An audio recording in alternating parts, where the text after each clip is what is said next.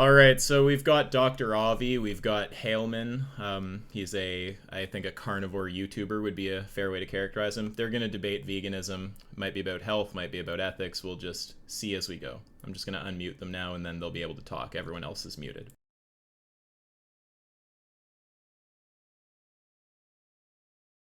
Hey, how are you? What's up?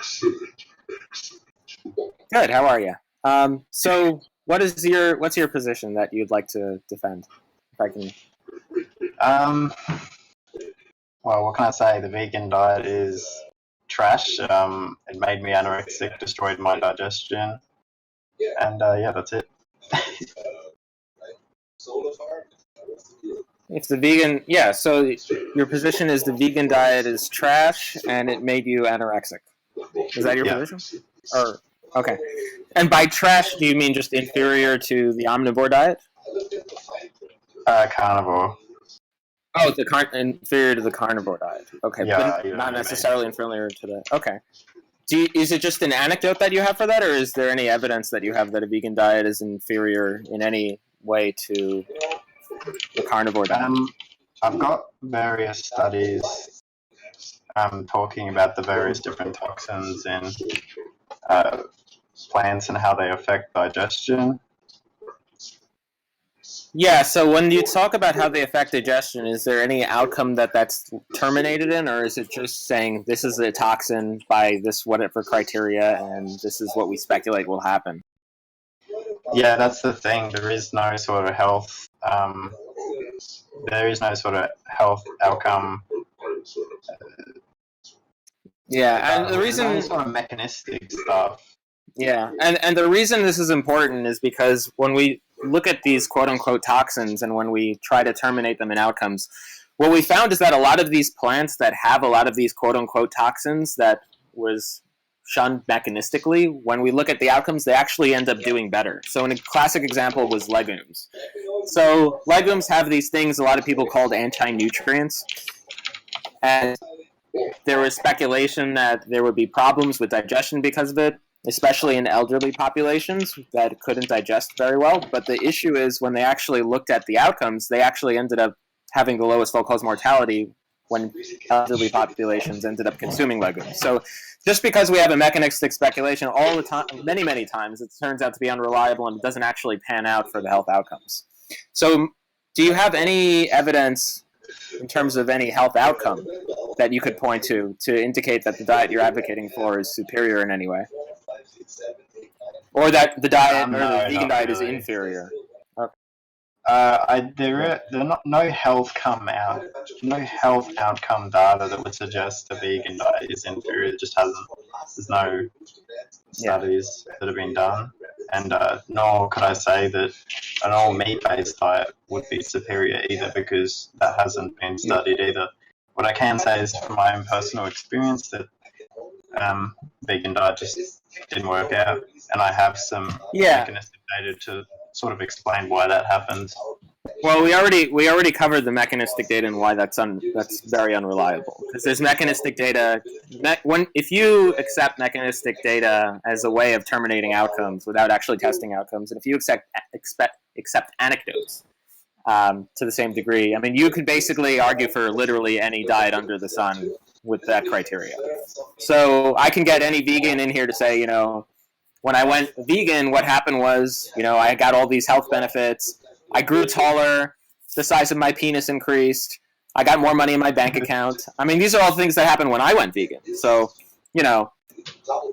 right? You see the problem, right? It's just an anecdote. Yeah, but the thing is, I trust my own anecdote. Like, it's my life. If my health is failing on a vegan diet, then of course I'm going to eat meat again. Sure. Yeah. Have you considered that maybe you just... Yeah, go ahead. Go ahead. Have you considered that you may have just done the vegan diet poorly, and on average, maybe this is something that actually is superior, or maybe you've done it... I mean, because here's the issue. Like, when you say, I'm going to trust my anecdote, your anecdote is very, very, very unreliable on many, many factors. So the first factor your anecdote is unreliable on is on diseases that have high latency periods. So diseases that have high latency periods are things that an anecdote is very hard to get at because you would have to do a diet for a very long time in order to assess risk. And that's why these studies measuring outcomes are very useful, because just you may feel good or you may have a certain feeling with a given diet, that doesn't actually tell you anything about high latency period diseases. So that's just one of the many issues with an anecdote.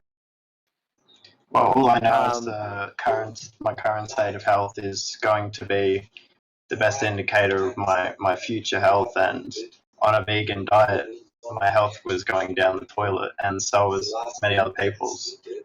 Can you just tell me in what ways your health was going down the toilet, and how you know that your health is, and future health is?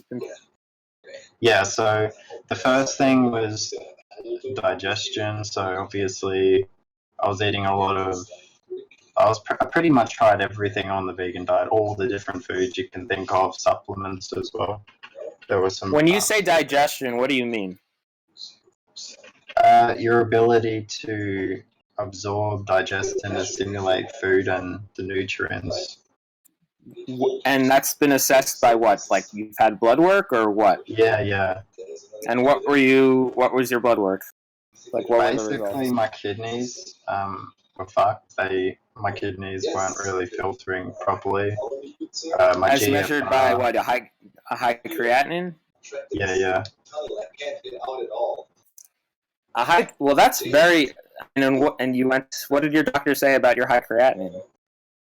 He said it could be dehydration or something, but yeah, that's not usually, unless there are certain specific preconditions with prior kidney disease.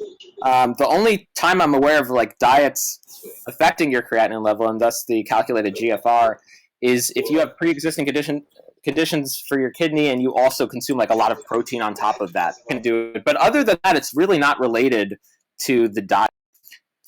Aside from that specific context, it actually is related to the diet because how so? One of the biggest problems with kidney disease and kidney stones, and essentially 80% of kidney stones are from calcium oxalate, which can be produced by the body, but can also come from plants and oxalate-heavy rich foods like spinach and various grains. Yeah, but there's no. But again, there's no. The only outcome-based evidence that kidney stones that are calcium oxalate actually form in higher rates, or kidney stones in general form in higher rates, are some data on ketogenic diets. But we're not. But this wasn't. But again, this is tangential because that wasn't your issue anyway. You didn't have a kidney stone, did you? I didn't have a kidney stone, but I had. Then why are you mentioning calcium oxalate kidney stones? The issue was a tangential issue. Yeah. The issue is you had a lower GFR. It wasn't a kidney stone. Well, so that's just the tangential. That's just the tangential point. Yeah, actually, oxalate can affect the kidney filtration by way of course it of course it can, but that wasn't what you had. Well, right? I can't say I know that for sure, but what I can say when people have a kid, I can tell you when people have a kidney stone, they know it. It is incredibly painful. Yeah, I didn't have These oxalates are microscopic. You don't have to have a kidney stone to have oxaluria.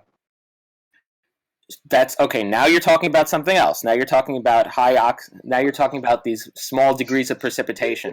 So you can speculate that that's the case. But again, so then I'm just going to ask you: is there any evidence that you have that a vegan diet increases the rate of this happening? Well, it's pretty. You just put two and two together, really. There's no, that's not how this works. Spinach and. If you overconsume spinach, then you probably increase your likelihood of getting kidney stones. And in fact, in a lot of kidney stone clinics, they will tell you to reduce your consumption of oxalate-rich foods. They'll get you to go on a low oxalate diet. Yeah, if someone has had if you had prior oxalate kidney stones, then sure. If you're talking about something which doesn't apply to you, and you don't even know that you've had these microscopic small calcium oxalate precipitation degrees, and even if you did, you would just exclude oxalate-rich food from a vegan diet. You can have a vegan diet that is low in oxalate. So it's just tangential on 3 different factors. So the first factor is, number 1, this doesn't even, you have no evidence that this actually applies to you. Number 2, even if it did apply to you, it wouldn't follow that you shouldn't go on a vegan diet from that. It would just follow that. I have no evidence that it applies to me. I actually do. I got an ultrasound. I got my kidney function tested. And when I withdrew oxalate-rich foods, my kidney function improved. And furthermore, when I that's not that's not evidence. So here's what would be evidence. What would be evidence is A, if you had an ultrasound, the ultrasound actually found a stone. B, if you actually did have a stone. C, the other issue is just because your GFR improved when you went on less oxalate-rich foods, it doesn't actually mean that was the oxalate causing that. It could just be that there was a covariant that. Hold on. I'm saying that there's some evidence to suggest it. That's not but it's not suggested by it because because the most common reason, I can tell you the most common reason for a lower GFR is hydration. It has nothing to do with oxalate. So you're hearing hoof prints, you're hearing hoofbeats, and you're thinking about zebras instead of horses. The most common cause. Kidney function. Yes, they can. It's possible. From the diet, my kidney function improves. Listen. Yes, sure. That we can grant that. We can grant that. But you understand that it's the most likely explanation for that is still a change in hydration status. Well, actually, unless I was probably more hydrated on a vegan. And how do you know that? Did you look at in fruits? No, that's your speculation. Was there a specific gravity of your urine that was tested on a vegan diet and now? Okay. I mean, that's how you would check. You can check the specific gravity of your urine. I mean, you wouldn't do it by saying, well, there's more water in fruits, so I'm going to speculate that I was more hydrated. That's not how you do it. That's not going to get you anywhere. I don't know. So here's kind of irrelevant anyway. The case. The thing is, I stopped oxalate-rich foods, my kidneys stopped hurting, and right. But you understand. But you understand that just because you stop the oxalate-rich foods, it doesn't because you stop the oxalate-rich foods. The most common, based on our understanding, the most common reason a GFR can improve is, and GFRs do improve after they're lower, is because of hydration. That is by far the most common reason that changes. It's not because of this microscopic oxalate precipitation. That's a lot lower. It can happen, but it's a lot lower on the chain in terms of common explanations for why, or likely explanations for why that happens. And moreover, do you even have a history of having any kidney stones at all? Have you ever had a kidney stone? Okay, so you have no history of having a kidney stone. I just don't see why you would speculate that this was this microscopic calcium oxalate crystallization rather than the most common explanation by and large. There's a few reasons. One, the most prominent reason was because I did get an ultrasound and it did show increased echogenicity of the right kidney, which usually highlights calcium deposits as well. Did they see any calcium deposits? What was the read of the ultrasound? They just saw increased echogenicity, which could mean calcium, it could mean increased fat. But that usually just means inflammation. Yeah, I mean, so that's very inconclusive. I mean, we can posit your kidneys were inflamed. We can posit your kidneys had fat. We can posit there was increased echogenicity. That's a non-specific finding. Right. So they didn't find any. Did they find any focal echogenicity? The increased echogenicity that would be consistent with the calcium stone. So, like, we're looking at a stone, increased focal echogenicity, or was there just diffuse increased echogenicity? Did you just have ATN? I mean, if it was just specific. Right. I mean, you could have just had acute tubular necrosis or something, like, for all I know. And that could account for increased echogenicity. I mean, it doesn't sound like there was this focal increased echogenicity that you would see with a calcium stone, was there? Because then it would be suggestive. The read would be very suggestive of a stone if that was the case. Well, I know I didn't have stones. I'll just say that I wasn't 100% sure I had an oxalate problem, but I had symptoms. You had symptoms of what? Oxalate toxicity. What were those symptoms of oxalate toxicity? Pain in kidney, rashes, digestion issues.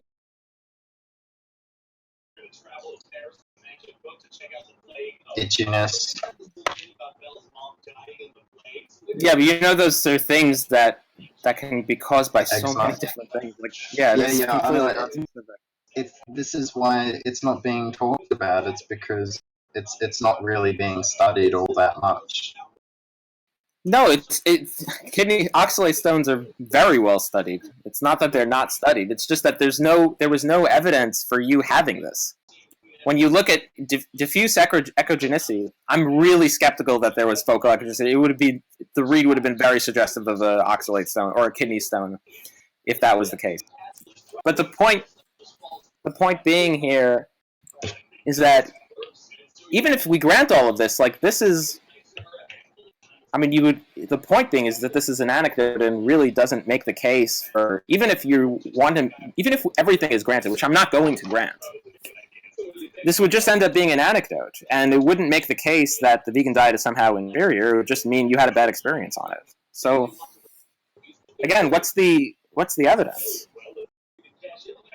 Like, do you want studies or something? Yes, that's exactly what you're being asked for. There's about 20 studies that I have that show that. Would you like to? We can go through them one by one. Quite a few nutrients.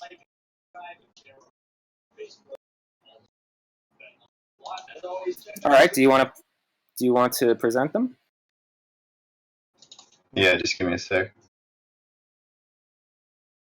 Am I able to post in the chat or something? Okay.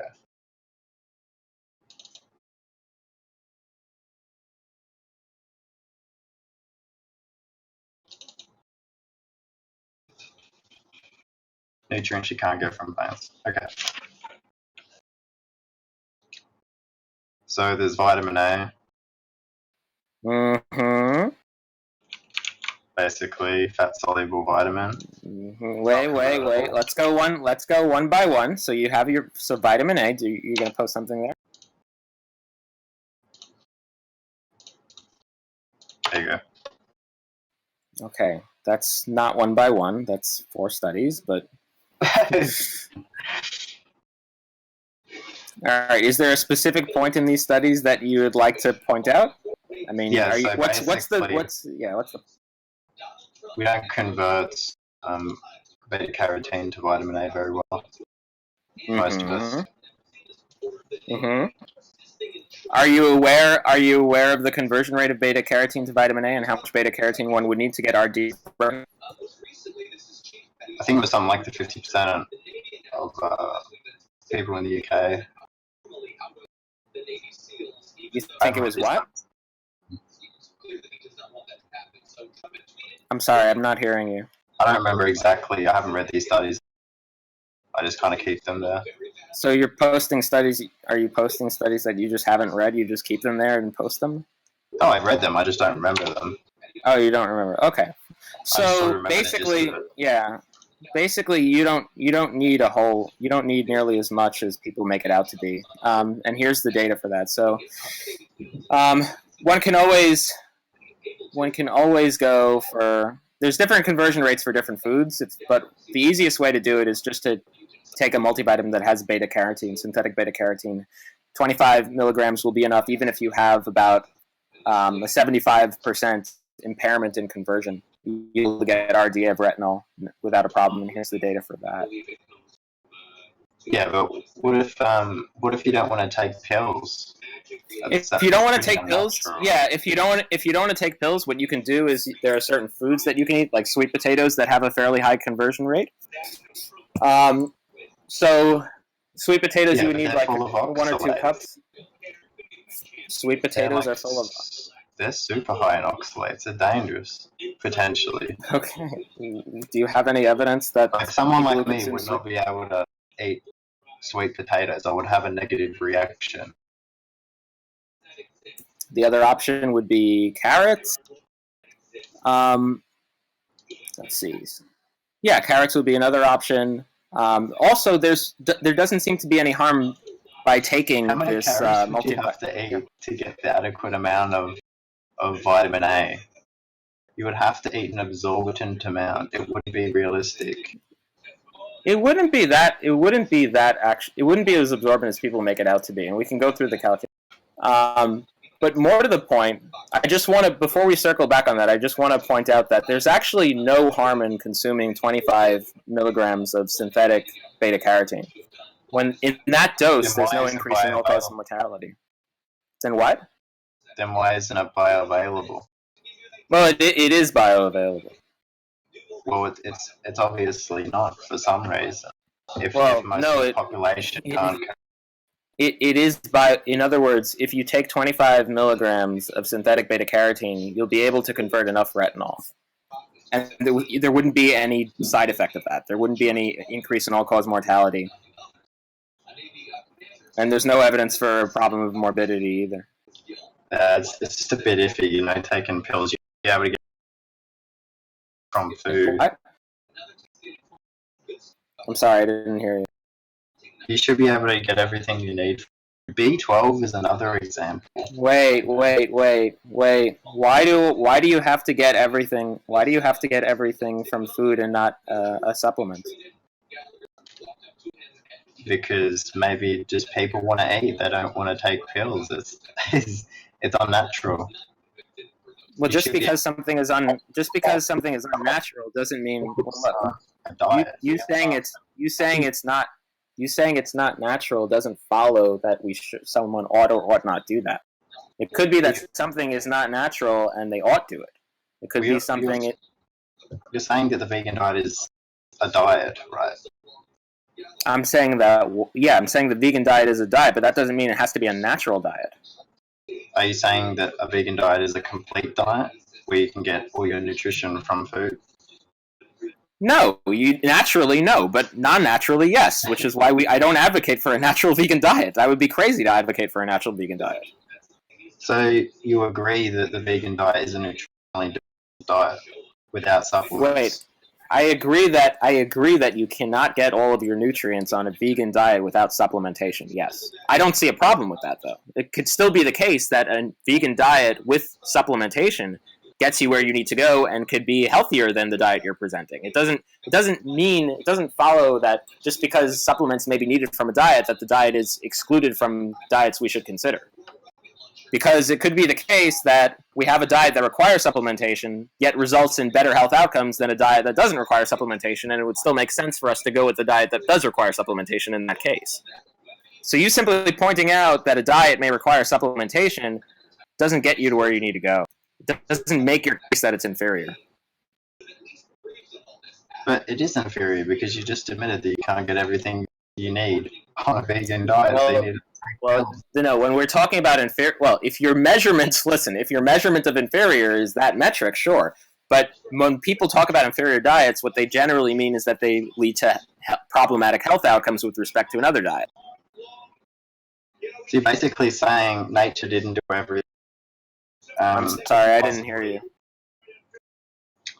So you're saying that nature didn't set humans up to eat a nutrient-complete diet? That's not what I'm saying at all. I'm not making a claim about what nature set us up to do. I'm just saying that it could very well be the case, and I do think there's evidence to show that this is the case in some cohorts. So nature is wrong and you should take pills? Nature, in many cases, is quote-unquote wrong, and by wrong I just mean leads to things that are less healthy, and you should take pills. There are many examples of this. What? What is the definition of health? Sure. So one example in which nature is quote-unquote wrong and you should take pills is if you get a bacterial infection. On my view, the quote-unquote right thing to do would be to take antibiotics and treat the infection. The natural thing to do would be to let the infection kill you and die. So just because something is natural doesn't mean it is healthy. But in terms of diet, don't you agree that a healthy should eat their natural diet? No, I don't believe that at all. I think that's crazy. Actually, I think that's a crazy belief. I don't think it follows. Animals should eat carb or plastic. I don't think. No, that's not what I said. That's not what was said. What was said is it just doesn't follow something natural diet as part of evolutionary history. It doesn't follow from that. So you don't believe in evolution? No, I do believe in evolution. I think you're just misunderstanding what evolution selects for. Evolution isn't selecting for things that are going to generate long-term health. Evolution selects for things that are going to get you to where you need to go to reproduce. How do animals it just cares about doesn't care about you surviving. It cares about you surviving to the point where you could reproduce and have an increased reproductive fitness. After that, evolution doesn't really care about you. Nature doesn't care about you surviving. No, that's not what was said. So I'm going to repeat what I said, so you don't strawman me again. Evolution, what it selects for are things that are going to increase reproductive fitness. So you need to survive just to the point where you could reproduce, to the point where you could increase your reproductive fitness. After that, nature doesn't actually care about your survival. As long as your reproductive fitness wouldn't increase, you can die, and it's totally fine. It's not going to select for things that are healthy for you. It's not going to select for a diet. You wouldn't actually expect evolution to produce a diet that's going to be the optimal diet to live to long age and health. That is actually what you would expect evolution to not produce. So what happens if an animal doesn't eat? If an animal doesn't eat? Yep. Anything? Yes. It would starve. Right. What's the relevance? So then isn't diet related to survival? Okay, listen. In nature? Look. Yeah, okay, look. The fact that no. Listen, the fact that one needs to consume in order to eat, it doesn't. You're missing the point here. Yes, I'll agree with you that if you do need to eat something, but what I'm disagreeing with you is that the type of things that we would be expected to eat, if we base it on that which we evolved to eat, quote unquote, we would actually expect that to not produce optimal health outcomes. Based on our understanding of what evolution is, we would expect that to produce suboptimal health outcomes, because evolution doesn't care about you being healthy in old age. If you are going to have if you are going to have an increased amount of fitness to the point where you can reach reproductive age and reproduce at the expense of decreased health in older age, that would be selected for. Okay, do you have any other questions? I mean, I was answering your questions, but okay, so getting back on topic, so do you have any other evidence that we would need, we would have a problem getting our retinol? No, that was it. Oh, that was it. Okay, so you understand why that doesn't pan out, because we can easily get our retinol just through a multivitamin. With the 25 milligrams of beta carotene is sufficient, even if we had a 75% impaired conversion rate.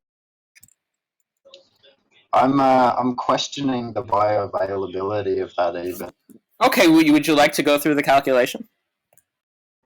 Oh, I'd like to see a study or some research showing that vitamin pills are bioavailable.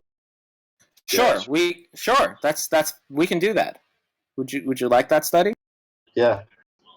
Okay. Here we go.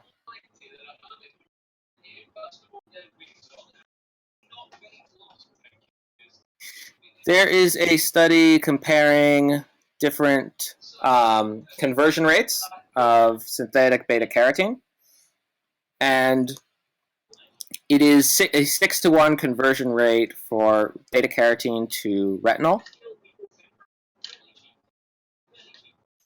One moment. Are we alone in this Here's debate? the crop here. Wait, Adam can't hear you. Is there anybody in this debate? Or? We're the only. Yeah, we're the only two. So if you look at this study, synthetic retinol has a 6-to-1 conversion. Just synthetic beta carotene has a 6-to-1 conversion rate. I posted the study in general.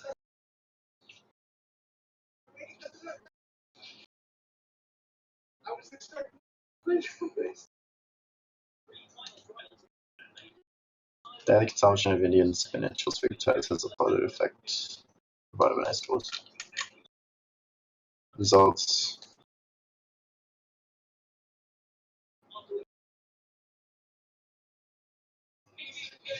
If you look at 25 milligrams of beta carotene and you do a 6-to-1 conversion rate, we can go through the math right now.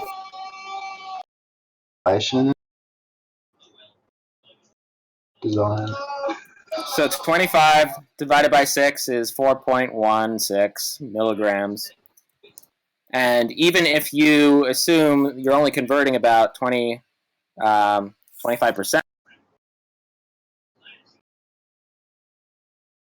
what you end up getting is 1.04 milligrams of retinol, which ends up being higher than the 900 micrograms RDA for retinol. So you say that we're 75% impaired on conversion of beta carotene to retinol, it still wouldn't make your case, because we would still be able to convert more than our RDA at a dose of synthetic beta carotene that has not been shown to increase all-cause mortality. No, I'm just reading the study design.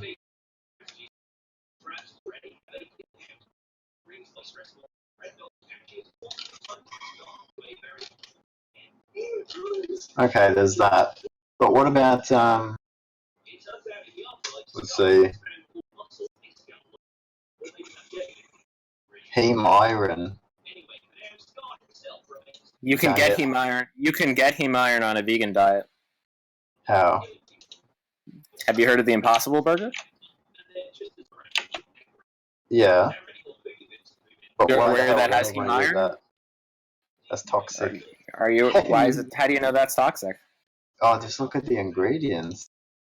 I'm pretty sure What's it's been about? associated with renal problems. And did you have evidence for that? I saw an article. Hang on to search up. Possible. Is it a peer? Is this an article or a peer-reviewed publication? I'm just curious. I don't know. I just kind of heard about it. Yeah. I mean, I'm just curious. First of all, just why would one need heme iron? Are you talking specifically about refractory anemia that hasn't responded to iron supplementation? The reason I say is because I linked a study here. I can't remember what it says. I'll just have a look at it. Dietary intake of iron status of German female vegans. Yeah, so a bunch of vegans were studied, female vegans in Germany, and they found that they were considered iron deficient. And actually, in my experience, a lot of vegans do look really, really pale. Why would it follow from that we would need heme iron? Because we suspect that heme iron is more bioavailable than right, iron. but why? Sure, but why would it follow that they need heme iron? So again, like you can say that it's more bioavailable, that's fine. But again, if you're looking at cases of vegans that just consume low amounts of iron, that's usually fixed by just supplementing iron. And there's technology now at this point. There's technology now to get vegan heme iron. So it's really just a non-starter on all grounds. But then you admit again that you can't get another nutrient, heme iron. Well, no, you can. You can get there's vegan heme iron. You don't you do are you aware of this? There's vegan heme iron that exists now. I don't know how it's animal iron. There's wait. So 2 points. Number one, you need to make the case that we would need heme iron. Well, point number two. No. We're deficient in iron. That conclusion doesn't follow. The conclusion that you would need heme iron as opposed to any other form of iron doesn't follow from your study. And number two, you can get heme iron on a vegan diet. How? The Impossible Burger is a form of heme iron. What it is has it made heme of? iron in it. It's made of wheat protein. It's not an animal product, but it basically there is a specific modified organism that is commensal to a plant that actually makes heme iron, and it doesn't come from animal. Believe it or not all forms of heme iron come from animal products. Well, the Impossible Burger is pretty toxic, anyways. How do you know? How do you know that? Just look at the ingredients. Would you eat that? What ingredient is toxic? I'll just have a look at it. What ingredient is toxic?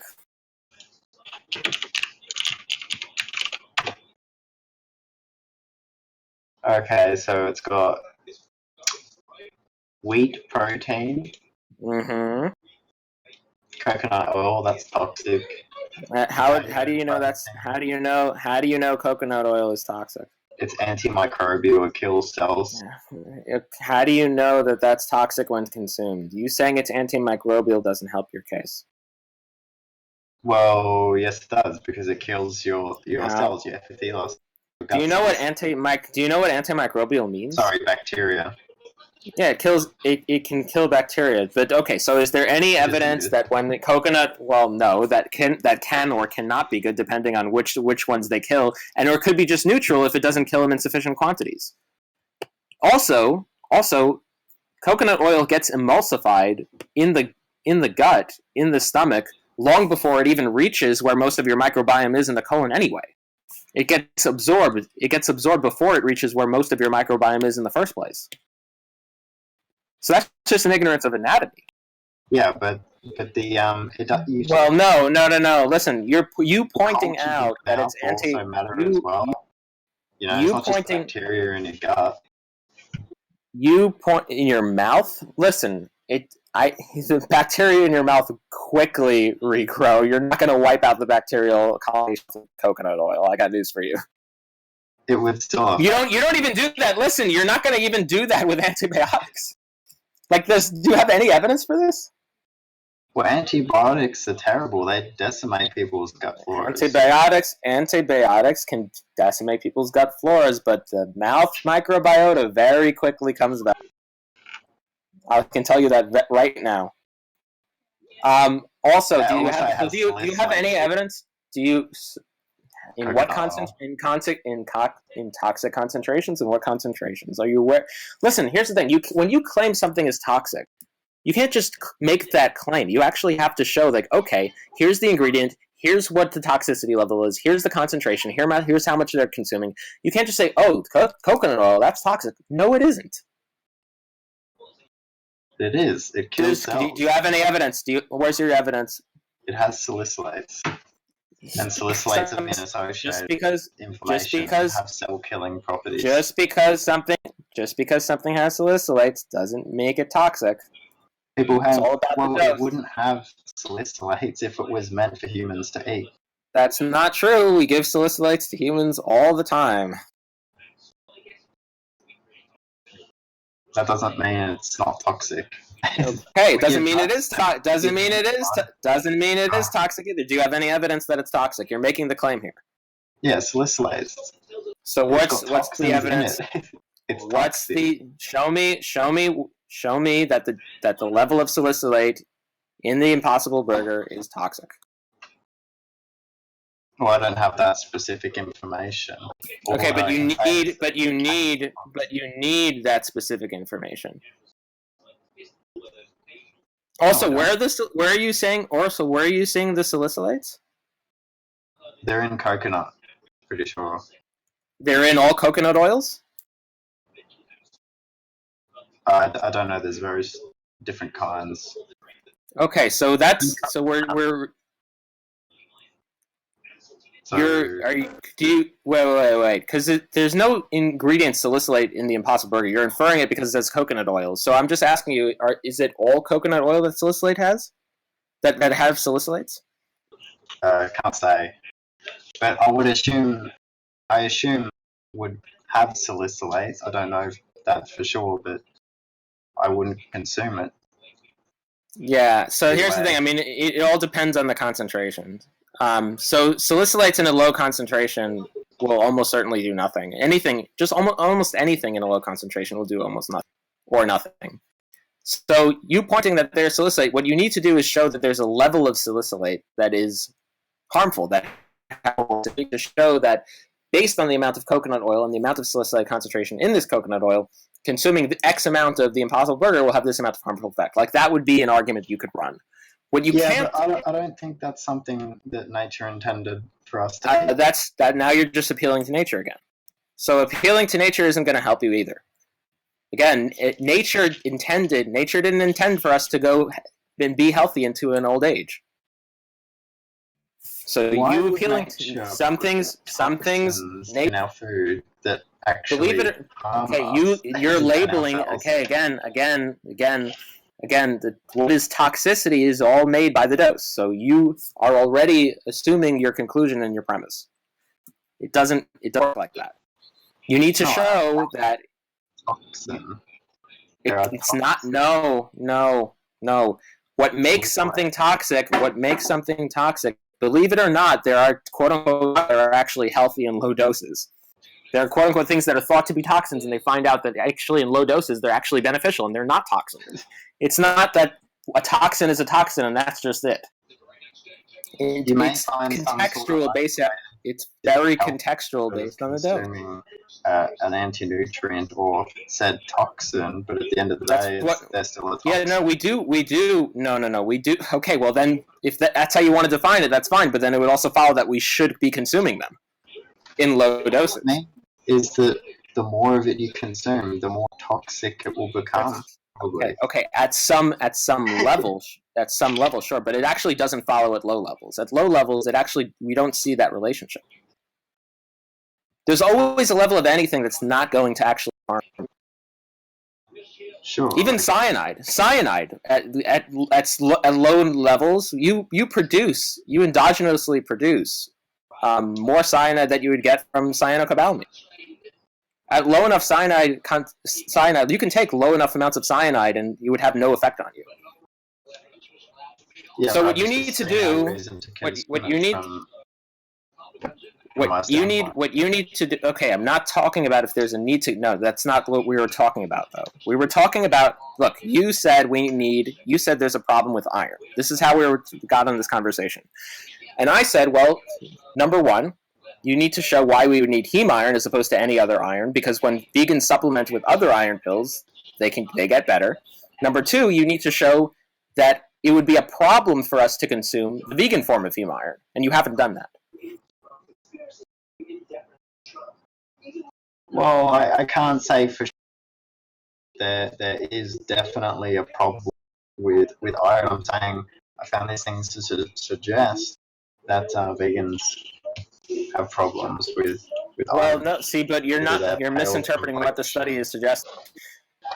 So there may be vegans who have problems with their iron content. That's fine.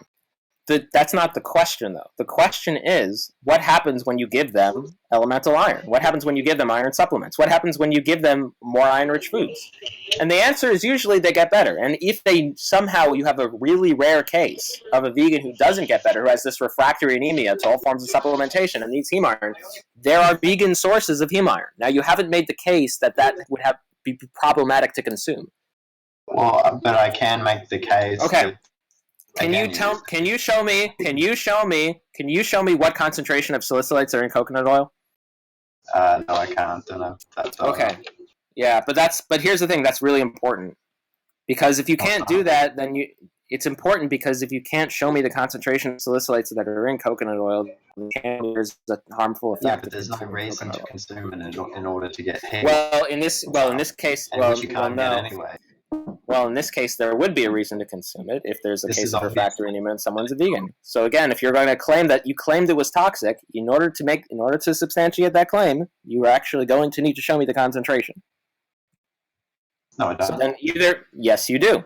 So is it your position that you don't need to show the concentration in order to make the case that something is toxic? I said I don't need to show any evidence. What I mean is I don't need to show any evidence. You made a claim. You claimed it was toxic. Now I'm asking you to show that it's toxic in those concentrations. You need to actually show me the concentration in order to make the claim that it's toxic. If you can't do that, you need to back off your claim. And you can say you're agnostic about it. You could say I don't know. Well, I pretty much did. But you can. But no. You said it's no. You said it's toxic. You didn't say I don't know that it's toxic. You said it was toxic. You made a claim. So are you going to back off of that claim? You're asking how toxic is it and at what dose? No, I'm asking you. I'm asking you what dose is present in coconut oil. I don't know. Okay, so then how do you know that it's toxic? Because it contains one. That doesn't make it toxic. Pretty sure it does. No, just to be clear, if there is one molecule of the salicylate in coke, and you consume one molecule of it, that's going to be toxic for you. Is that your position? Not necessarily. Oh well. Then if wait, hold on. If that's the case, if you say not necessarily, then it is the case that it's dose dependent. What I meant. Then at least it could be the case that it's dose dependent. Look, if it's your position that no dose matters, it's toxic regardless of dose, then if there's one molecule of it, you should say it's toxic. It's probably more appropriate to say it's a toxin regardless of the dose. Okay, we don't. Then who cares? Then if you're going to define toxin like that, why should we care if it's a toxin? Why should we care if it's a toxin if that's how you define the toxin? Because you're saying if it has no negative health outcome, why do we care if it's a toxin? Because you don't need to consume toxins. Why do I care about consuming it or not if there's no negative health outcome? Because it's still a toxin. Just because. Who cares if you're defining toxin that way? If you're going to define toxin in a way that it makes absolutely no difference to your health and consumed in a given amount, then why should I care if I'm consuming that toxin in that given amount? Well, as I said, you don't know what you don't know. I could come out with a research drug. Let's just say I'm a chemist and I design a research chemical, and there's been no studies about any of the negative health effects, potential health effects of this drug. Would it be safe for me to consume? I'm just curious, can you actually show me evidence that there are salicylates in coconut oil? Yeah, give me a second.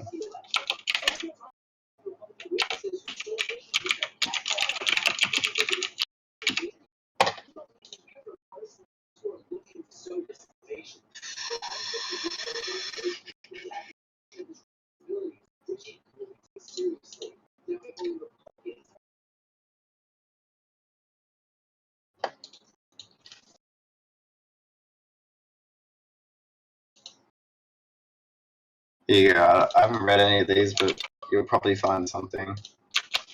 Wait, you haven't read them? Nah, it's like common knowledge.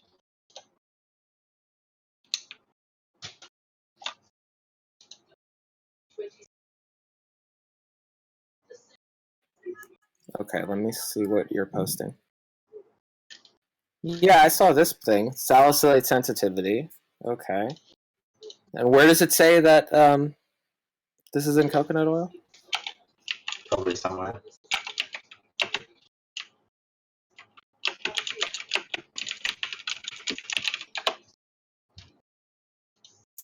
Where? I know you'd have to search for it. I'm searching for it. Let's see.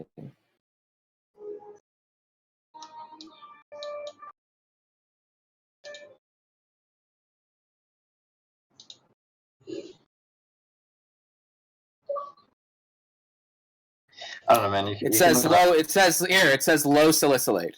It says low salicylate coconut. All right, it's already, and let me see, where the references? 5, okay. Final association, let's check this PDF out. So it's already saying it's in a low concentration, so. And as long as, look, the therapeutic range of salicylates are about 15 to 30 milligrams per deciliter. So let's see how much is in here. I'm trying to track the reference and I'm not actually getting anywhere. But the point being is, oh, here, hold on. It seems to be loading now. Oh, it links to something that's dead. It links to, if you can find the reference that this thing is citing, then I would appreciate it. But it's getting me to a dead link. I'm trying to get the reference that your thing is citing, because you're not posting an actual study. You're posting like an article that tries to cite something that's also not a study. So I'm just trying to follow the links and hope to get to a study. But in any case, it doesn't seem like we should worry about this. I mean, it's your own source is admitting that these are in low concentrations. Well, I'm just saying, if there's a toxin in food, there's no reason to consume it. Well, no, because here's why. Again, we're gonna go over this again. So, if something is a toxin, and any toxin can have no effect on you, or even a beneficial effect on you, if it is present in low concentrations. Do you understand that point? Things that are labeled as toxins can have not only a neutral effect on you, but they can also have, in some cases, a beneficial effect on you, even if they are toxins at low enough concentrations. Sure. Okay, then how do you know there's no point of consuming it? I'm just saying you don't have to consume toxins. Okay, but no. But no one's claiming whether you have to consume something. That wasn't what we were talking about. You made the claim that something is toxic. That implies that there are negative health outcomes associated with it, or caused by it. And I'm explaining to you why that doesn't follow. Nah, you kind of did a vegan brain fog there. I said that, if something has a toxin, not necessarily toxic, because that would require a. So I don't know. I can't tell you. So toxic. Who cares? And who cares? It is. Then who? Yeah, because you could be, again. It could, for all you know, it could be beneficial. For all I know, but I know it's a toxin. It causes inflammation. For all you know, it could be beneficial. Then why would you ever make a case that this would be?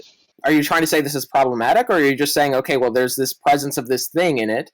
I'm saying it could be problematic. You don't know what you don't know. It could be, and it could be beneficial. Moreover, you don't need to consume it. It could be, so it could be problematic or it could be beneficial, right? Sure. Okay, so then why would that influence my decision of consuming it either way? It would just be a non-factor. But you just don't need it. That's what I'm saying. Well, how do you know that? Well, no. We're not talking about if we don't need something or not. That's not what the conversation was. Not changing the conversation. It would be beneficial or not in this specific context. If you're saying this is something that may be beneficial and we can't get it, I'm saying we can get it, and you're saying, well, no, there's a problem because there's this compound in your source of heme iron. So I'm just saying, well, how do you know that's a problem that's not actually beneficial? Why would it, if we don't know if it's beneficial or harmful, why would it influence our decision making either way? Well, it goes back to my argument. Would you take a research chemical with no data on it? You wouldn't. That's not comparable. You don't know. Again, what you don't know. This is something, again, that's just not comparable. This is something that's been studied. It's been something that's been studied. It's probably been out for decades and been studied for decades. This isn't some new thing that came out in the lab.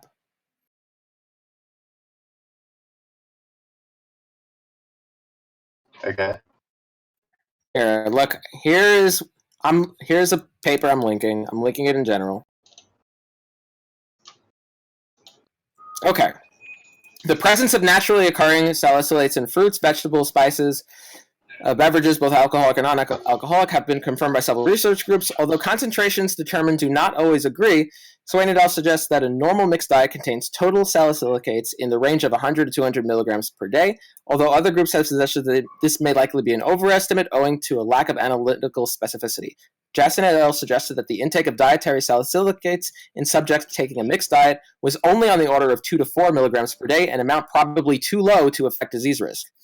However, the work reported here and previously, this dietary silicate may be significant in vegetarians and can produce concentrations of salicylic that overlap with those seen in subjects taking 75 milligrams of aspirin per day. Because the anti-inflammatory action of aspirin is probably the result of salicylic acid, the concentration of salicylic acid seen in vegetarians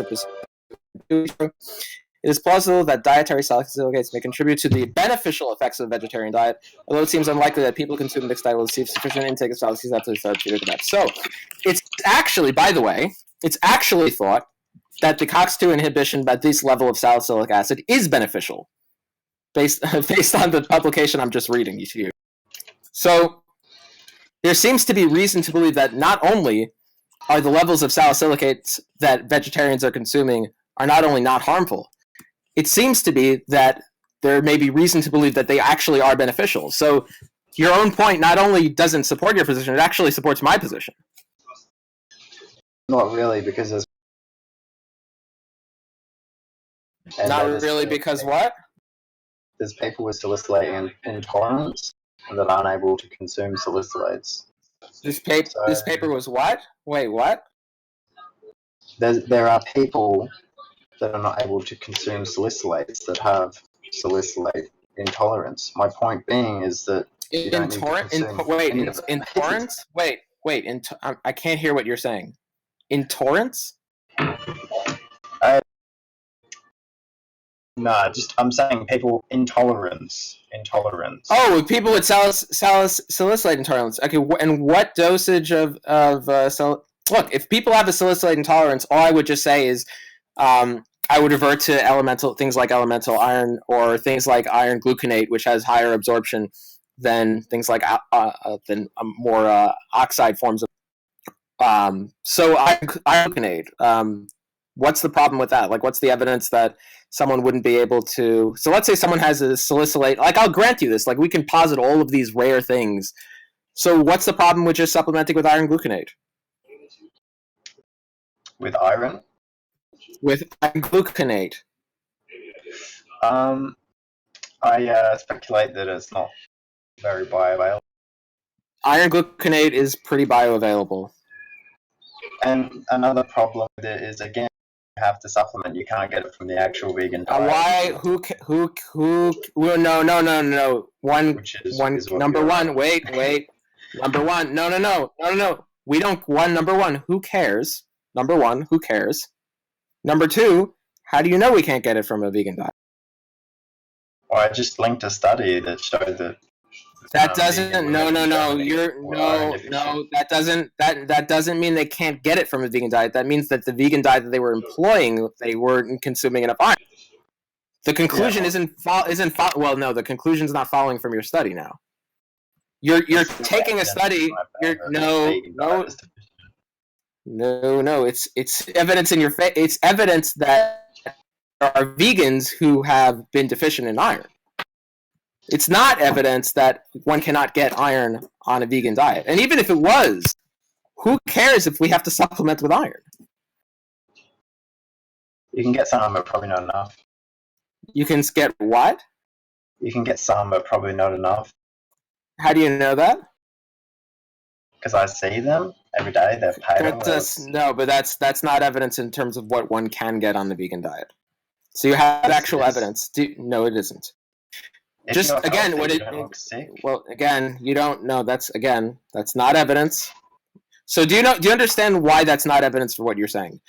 All that is evidence for. No, all you are saying there is that there are this particular set of vegans have had iron issues. To conclude that, and I'll grant that that is the case, but it doesn't follow from that. that this particular set of vegans, if they operated their vegan diet in a different way, could not resolve their iron problems. There's no entailment from the study. There's no support of that conclusion from the study.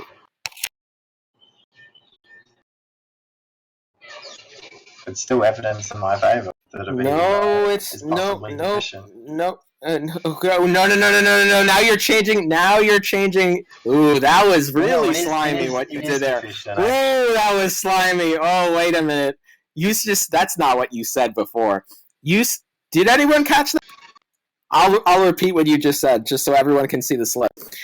You said it is still evidence in my favor that the vegan diet is possibly deficient. That's not what you came out swinging and claiming. Now you're deficient. The truth listen. The truth no. Listen. I just. Listen, Luke. I just wanted to let you know. Please do not get slimy like this with me. Let me just tell you right now. It is far too early in the night to be putting on this much lube. Okay.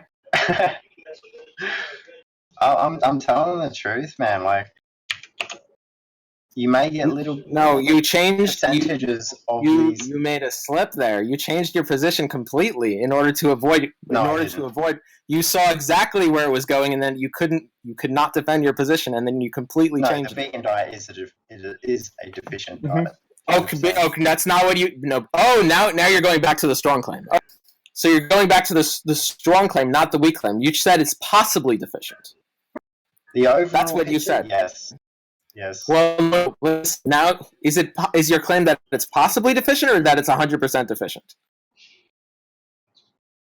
Well, so you may be able to get little percentages of different nutrients, but not enough. Is your claim that it's Is your claim? Okay. Overall, the vegan diet is deficient. Is it possibly deficient or is it just deficient? Because any diet is possibly deficient in things. No, it is deficient. Yeah. Okay, what is it deficient in? Well, for example, B12. I think. Okay, Yep, I agree. And then, what's the problem with us supplementing? Well, it's not. Great. So why should we not just be vegan and supplement with B12? Because. Because you're supporting the vegan diet. What's the problem with that? I'm supporting a diet with supplements. You're admitting that you can't get everything you need from a vegan diet. No, I'm not claiming that we get every nutrient we need from a natural vegan diet. What I'm saying is that from a non-natural vegan diet we do, which includes supplementation. Okay, so would you also supplement fatty acids, omega-6? Where do you get omega-6? Would I also what? No, I think omega. I think the data on omega-3s and omega-6 are very sketchy, and I actually don't think that there's actually good data that vegans actually don't have that far of a difference between the omega-3 omega-6s than omnivores, than many omnivores do. And furthermore, no one actually knows the optimal ratios of omega-3s and omega-6s. And if you can show us evidence of what those optimal levels are, I'd be happy to see it. I don't have evidence of what the optimal levels are, but I have 4 studies showing that they're deficient. Well, how do you know if they're deficient if you don't know what levels one should have? I think there's a level that people are supposed to actually. How do you know that? Well, I don't know what the RDA is. Wait. How do you know that someone is deficient in something if you don't know what level they're supposed to have? Well, I don't know what level they're supposed to have, but then how do you know? Then how can you claim someone's deficient? Well, by measuring. Well, you're just going to measure a level, but how do you know that level is too high or too low? Well, I don't. Okay, then how can you claim they're deficient? Well, then how do you claim they're deficient? You just said that there is a study, multiple studies, showing that. Well, how do you? which would And support my conclusion. How do you know? Vegan diet is Wait. deficient. Wait. Are you saying you have a study showing A, what the required levels are to not be deficient, and B, that vegans are deficient? Oh, then how do you know they're deficient with that study? Because I've seen a study. Okay. I'll just link it. Then did you read this? I'm just going to ask, did you read this study? Or are we going to both read this together for the first time? Okay, and where does it say what the level is required for a given omega-3 or omega-6 in order to not be deficient in it? I don't think it does. They just measured it. So all it says, the proportional EPA and DHA were lower in vegetarians and in vegans. In the medias, where it was only small differences seen in DPA, plasma EPA, EPA in proportions were not significantly associated with the duration of time that subjects were vegetarian and vegan. In vegetarians and vegans, plasma DHA was inversely correlated with plasma LA. So what? How does that get you to the conclusion that they're deficient? How does that get you to the conclusion that they're deficient? Well, that just supports my my assertion. How? No, it could go against your assertion. It could very well be that that omnivores or non-vegans have levels that are just too high. Are you saying that omega-3 is? I'm just saying, based on what has been presented here, for all you know, those levels, all this study shows is that with respect to a given fatty acid, vegans had a lower level than non-vegans. Now, I'm asking you, what is that? For all you know, that could be a good thing or a bad thing. So, unless you can show, can't overdose on it. Unless, and as far as I'm concerned, wait a minute, you can't overdose on that? Really? Not that I'm aware of. You can overdose on anything technically. You can, if you just keep. Can you imagine if you just made that 100% of your diet? Is what I'm saying. Again, but again, even if you regardless of the question of overdosing, how do you know that having a higher level of it won't lead to a harmful effect as opposed to a beneficial effect? Well, I don't know. All that I. Okay, then how are you? Then why would you use this study to claim deficiency? You're using this study to claim deficiency. All it's showing is that there are different levels. How do you know what the required level is? Does it matter?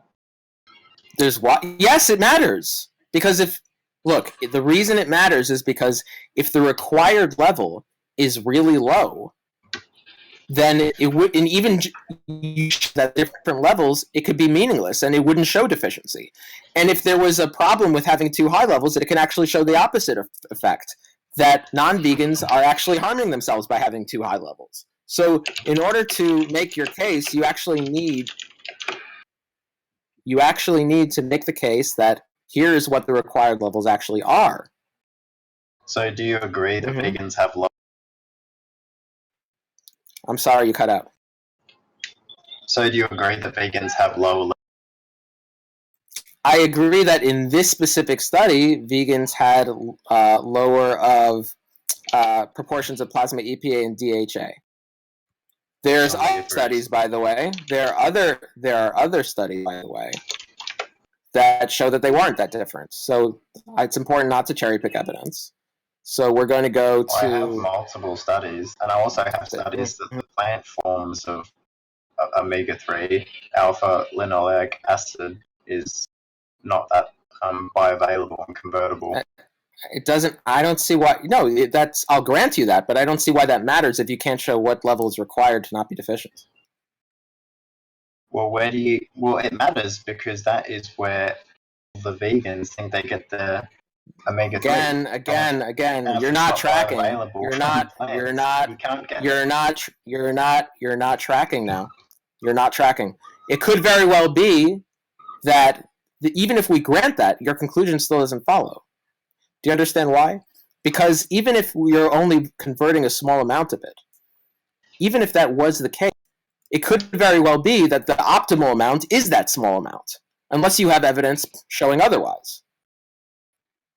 So what you need to do is present evidence showing what the optimal level is, or showing what a healthy versus unhealthy level is, and then you know what the vegan levels are, and then you would have a case.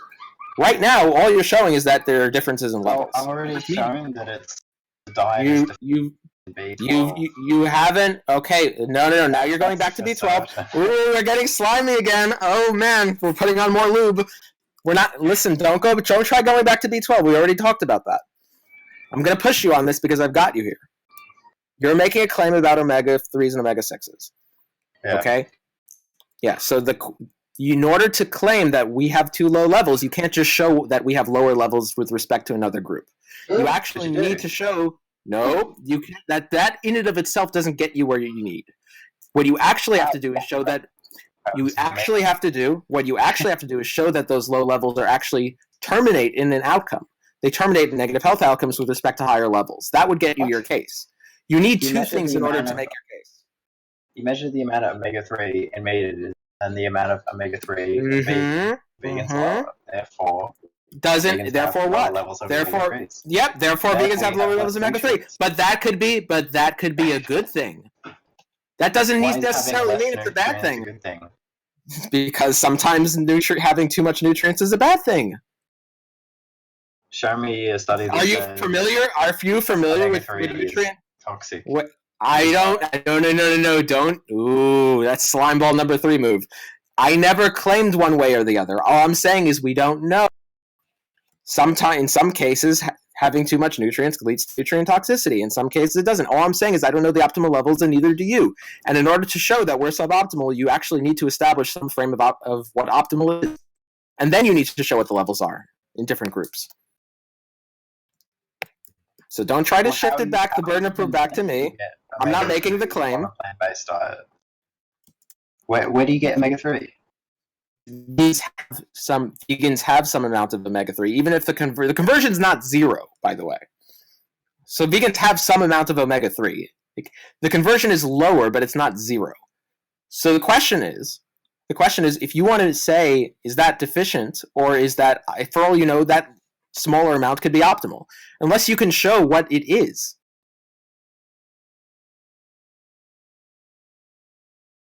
And that's not even mentioning other sources of omega-3s. That don't rely on the conversion. I know there's plenty of omega-3 fish, for example. I can't say this. In algae, there's omega-3s, but that's not even the point. The point is, you aren't actually showing vegans are deficient. In order to do that, you need to establish what deficient is. Were you saying how much? You're saying algae has omega-3. No, it doesn't. It has alpha-linoleic acid, which is not omega-3. It gets converted to omega-3. It doesn't. I'm pretty sure. No, I'm pretty sure algae or algae oil has EPA and DHA. That's just a false claim. I don't know. I don't think you're going to go swimming. You're going to go diving in the sea for sea. Listen, algae oil does contain EPA and DHA. So I don't. It's just a false claim. What about cholesterol?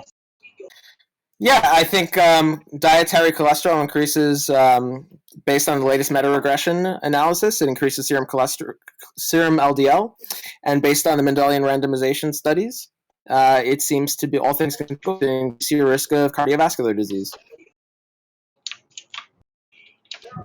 How?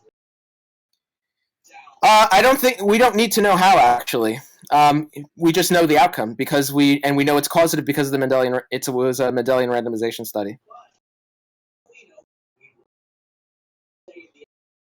I don't think there's ever been a study showing that fat and cholesterol causes heart disease. Oh, sure. Okay, so here we can go through this right now. So here's the latest Mendelian random. Here's the latest. It's a 2-step process. So we're going to present you evidence from randomized controlled trials showing the relationship between dietary cholesterol and serum cholesterol and saturated fat and serum cholesterol. And we're going to show you that increases in serum LDL cholesterol increase risk of heart disease. So that's the causal pathway. So here we go. This is an analysis of metabolic wart studies with saturated fat that I'm posting in general. And this is the latest meta-regression analysis on dietary cholesterol and serum cholesterol. And this is a review, and it has the metabolic wart study. It has the Mendelian randomization studies showing that serum LDL cholesterol is causative, not just associated, but causative to cardiovascular disease. Oh, that study was funded by pharmaceutical industries. Which study? The one on LDL. Which one? The LDL causes atherosclerotic disease? Yeah, the LDL. Wait. This is an analysis of Mendelian randomization studies. The randomization studies. Wait, first of all, let's look at let me see where in the pharmaceutical. Where's the disclosure? You have to look at the funding. Okay, let me see. Okay, so pharmaceutical agents they're funded by Pfizer. Meeting logistics. Understood grants from Amgen to the European Atherosclerosis Society. Okay, so number one, couple things. So that's fine. Thank you for pointing that out. Number one, just pointing out a funding source doesn't actually discount a study. You actually, just like I wouldn't discount a study just because it's supported by the egg or dairy or meat industry. So that's one. But the two is this is actually a review. It's not an individual study. We can go to the individual Mendelian randomization. The only reason I post this is because it has the individual Mendelian randomization studies. And it's not necessarily the case that those studies are funded by the pharmaceutical industry. So we can go to think they would fund. This is a review. This is a review. Whatever. Okay, then I can just post you the individual studies that weren't funded by it. Yeah, but why do you... I can just give you... why is it relevant? I can just give you the... Look, if you want to dismiss it on that grounds, I can just give you the individual studies that weren't funded by it. Because they're the one trying to push cholesterol. Wait. Look, you... Again, I acknowledge that there are incentives and motives for many different... conflict of interest. Sure. Okay, sure. So let me get... Would you accept the individual studies if they don't have a conflict of interest?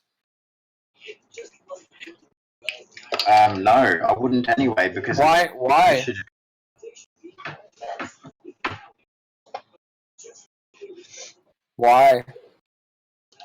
It just means nothing. It just means what?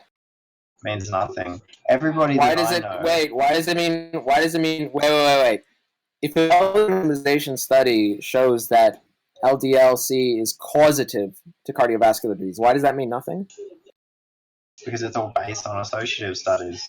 No, it's not. It's a Mendelian randomization study. It's not an association study. It's impossible to try to quantify that from what people eat anyway. Yes, no. No. You're not following. It absolutely is possible to quantify changes in serum cholesterol from what people are eating, and it absolutely is possible to show causation of LDL-C. So here's another study that I'm going to post. It's just epidemiology. This is sequence variation, and no, it's not. This is not epidemiology. It's not epidemiology. It is a Mendelian randomization study. You're confusing the two. It's not an It's a Mendelian randomization study, and that has a randomization component, which makes it second tier to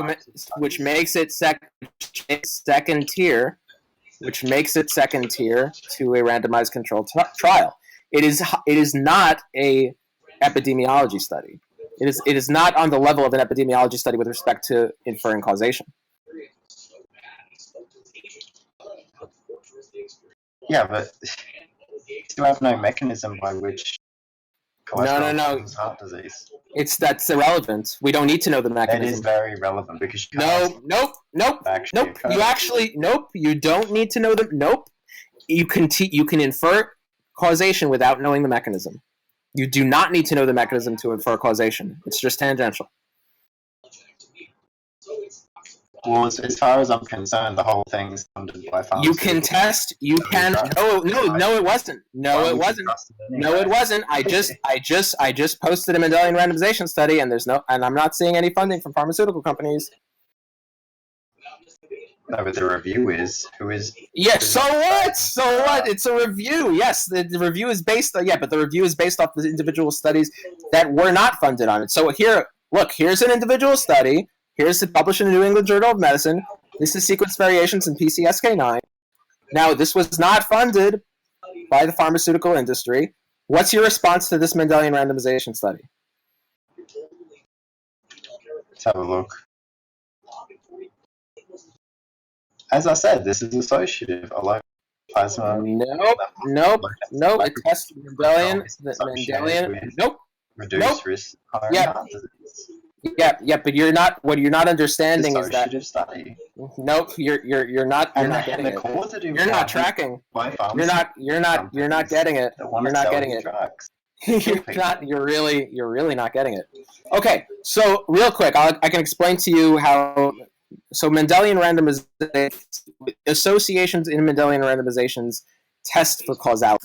It's different from just an epidemiologic associative study. And the reason for that is because they look at single nucleotide polymorphisms and they look at what percentage of the variance changes they're called instruments, and then they examine what the instruments can explain a given variance. They can a given variance of what it could be LDL-C, it could be HDL, it could be any marker. And then by accounting for that, they can look to see if people with these proportions of these single nucleotide polymorphisms have different outcomes. Now, the reason why this is not just association is because Mendelian randomization occurs when the alleles segregate during mitosis, and they segregate at random. So there's a built-in randomization that happens. So you're not just looking at pure association, you do have a component of randomization, which allows you to make causal inferences based on that association. It's not just an association study if it's a Mendelian randomization study. Still, it's all very wish-washy. You don't mechanism explain it. No, it's that. So again, so there's a built-in randomization. You certainly can't attribute it to diet. Yep, you can. Yes, No, you can. And here's why. You can't isolate what everybody. Yep. Well, we've already presented to you. I presented a meta-regression analysis showing the relationship between dietary cholesterol and serum cholesterol, and I presented a meta-analysis of metabolic ward studies showing the relationship between saturated fat and serum cholesterol. And how do you know what all these people are eating? Because they controlled what they were eating. It was a controlled trial. They were metabolic ward experiments. What? They didn't control their diet. Yes, they did. Oh, yes, they did. They did. What do you think a metabolic ward experiment is? Where did they control for diet? They controlled for diet as part of the trial. They controlled what they ate and what they didn't eat. That's what do you think a metabolic ward experiment is? I don't believe you. Where does it say this? Okay, we can go through That's not ethical. That's not what? It's not ethical. What do you mean it's not ethical? It's completely ethical. They volunteered to thousands of people's lives. No, it's completely ethical. It's called informed consent. They sign informed consent. They're explained what the study is. They're explained that you will be given a certain meals. We will control what you eat because we will be feeding you. And they determine what they eat. I mean, why is this so hard to understand? Where does it say this then? Okay, sure. So let's go through. If you want, we can go through the study because I've actually gone through this. Here we go. All right. Okay.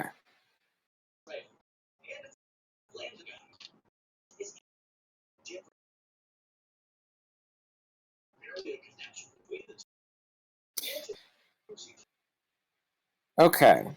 Published reports of dietary interventional studies conducted under controlled conditions that ensured compliance. Parentheses. Metabolic ward studies. End parentheses.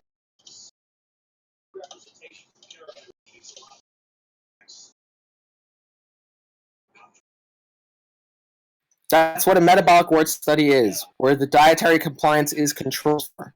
it's ensured that there was compliance. Yeah.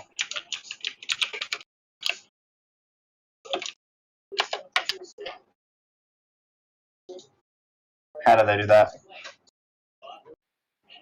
By being the ones who feed them. So, for example, one example would be if a patient is in the hospital and you are controlling what they eat because you're the only one feeding them. So very easily you can modify what their diet is because they're in your building. You essentially, the only access to food they have is you. So you can purely be the one to determine what they're eating. That's very easy to do. Yeah. Or you can have a healthy patient be placed into a room. You could in a hotel or whatever, and you can be the one to ensure that you're the only one who's able to feed them. You still can't make the association with diet because you wait. Yes. Well, no, it's not association because it's randomized. So you can.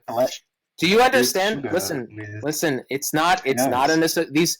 I have not presented a single epidemiologic. Nope. Again, it's associative, but it's the type of study that you can infer causation from.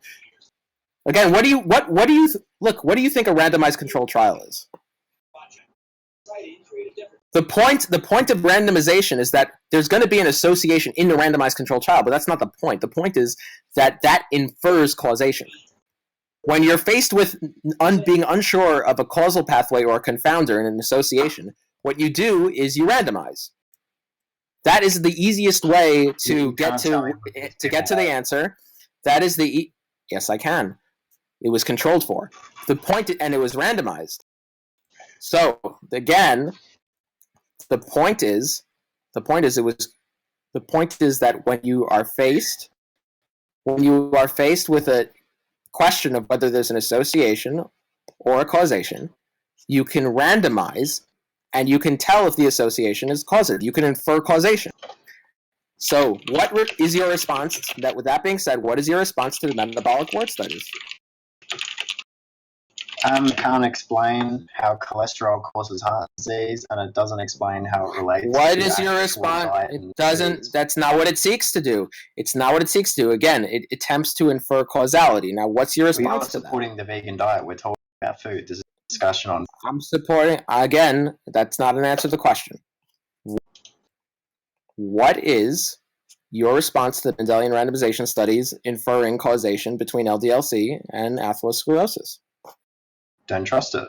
It's funded by. Why don't you? No, it wasn't. No, it wasn't. The study I posted to you was not funded by pharmaceutical companies. What? Again, that particular one that you linked. What's your response to it? You can't explain. It's not what it seeks to do. It doesn't seek to explain the mechanism. All it is there to do is distinguish between association and causation, and it concludes causation. So what is your response to that? No response really, other than what I just said. Which is what? Which is it doesn't mean anything. You can't nail down what those people were actually eating. Again, no. Now you're going back to the other study that was linked to you. So now you're being slimy again. So look, I don't think you're intentionally being slimy. Actually, I'll take that back. I think you might not just be not tracking now. So we're not talking about what they were eating because we're talking about whether LDL-C, which is a serum marker, is a causative agent to atherosclerosis. Now, the Mendelian randomization study has inferred causation as opposed to association. What is your response to the Mendelian randomization study that I've linked to you? It's crap. Why is it crap? Because you can't explain how it causes heart disease. Why do we need to explain that? Because it may not be the thing that actually. But then why would why is it the case? Then why is it the case that after randomization it's associated with it even after randomization? Don't know. Okay, but you understand that that's a criteria that almost everyone accepts as a causal inference. Does that mean that's why randomized controlled trials exist? Does that mean none of us should eat cholesterol? Not necessarily, because again, we don't know the foods that are associated with heart It disease. means what it means is that all things considered equal, it seems to be the case that eating cholesterol will have a negative effect, some amount of a negative effect. Yes. In what circumstance? On what diet? It seems to be the case on any diet, because this Mendelian randomization presumably would have people from all sorts of diets. So then you're As did the as is, well, by definition, I mean, I guess you can have synthetic cholesterol on a vegan diet and still be vegan, but I wouldn't advocate for that either. Do you agree there are benefits to eating cholesterol, to having cholesterol? I don't see, well, having cholesterol, yes. To eating cholesterol, I don't see any benefit. How about increased testosterone? I'm not aware of any evidence that consuming cholesterol increases testosterone to statistically significant or clinically significant. I'm pretty sure we could find something. Are you just looking up this on the spot, or do you actually know? Are you just like looking for what you're looking for when you're searching for this? Or do you actually have studies in mind that you... No, I know from personal experience that it increases my testosterone. You know from Oh, no. Please, let's not go this route. Come on. And actually, it is a precursor. Come on, dude. Okay, well, wait. Again, just because cholesterol is a precursor doesn't mean consumption of cholesterol increases testosterone. It doesn't follow. All right. Do you have data? Yes or no? Listen. Do you have what's your data? Reading it. You're reading it. I mean, I'm just gonna make an observation here. Like you can't get cholesterol on a vegan thing. I'm like, don't you see how it looks when you are having a debate and you're trying to have an honest debate, and then you're just looking up studies that support your position without actually having those studies, and you're just saying, well, I'm sure I could find something that supports my position, and then you're clearly just typing up something to support your position. Yeah, I mean, this doesn't seem like you're operating in good faith here. Like, imagine if I did that. Imagine if I did that with you. Imagine, like, well, I'm sure if I just looked up something for the vegan diet, I would be able to type something into my computer and find something that supports the vegan diet. Here you go. Like, would you accept that? Are you trying to say that I'm biased? I'm trying to say that you're engaging in motivated reasoning. It's not just that you're biased. It's that you're not arguing in good faith. Well, I don't believe that the vegan diet is healthy. So no, that's not what I'm talking about. I'm not talking about what your beliefs are. I'm talking about the way you're operating. Destroyed my health. So of course I'm not talking about that. I'm talking about, if you're operating in good faith, you shouldn't be on the spot looking up things that are... What is good faith? What is that? Okay, look. There's no such thing. Look, do you have the data or not? Look, do you have the data or not? Do you have data or not? You know what? I'm not going to talk about the meta anymore. Do you have data or not? On cholesterol and testosterone? What? Yes, that's what you were asked for. No, okay, so you do not have data that cholesterol statistically or clinically affects testosterone. No. Okay, great. So what's your response to Mendelian randomization studies and the metabolic ward studies? The ones you listed before. Yeah. What's your response? They're associative. They don't explain. No. There's a random. They're not. Nope. The Mendelian randomization I posted was not funded by any pharmaceutical company, and there was a component of randomization in there. Nope, it was randomized. That's what randomization means, because those alleles segregate randomly. So it's not, you're allowed to do that study, and you're allowed to infer those associations as causative. That's the whole point of a Mendelian randomization study. Any of those people are eating. It doesn't matter. Well, No, it doesn't matter. It's because the conclusion is just that the conclusion of the Mendelian randomization study is just that LDL-C is causative to atherosclerosis. Serum LDL-C is causative to atherosclerosis. Now, what's your response to that? We're not talking about diet right now. We're just talking about whether serum LDL-C is causative to atherosclerosis. It's bullshit. I don't believe it. Why don't you believe it? Nor What's do wrong I with the trust study? it. Why don't you? What's wrong with the study then? Don't believe it. Why don't you believe? Why don't what? What's why don't you? Why don't you believe the study? What's wrong with it? It's associative. No, again, we went through this already. So just because, again, there is a randomization built into a Mendelian randomization study. So it's not just an associative. Nothing to do with diet. It's not just, okay, we're not talking about diet right now. Now you're trying to evade again.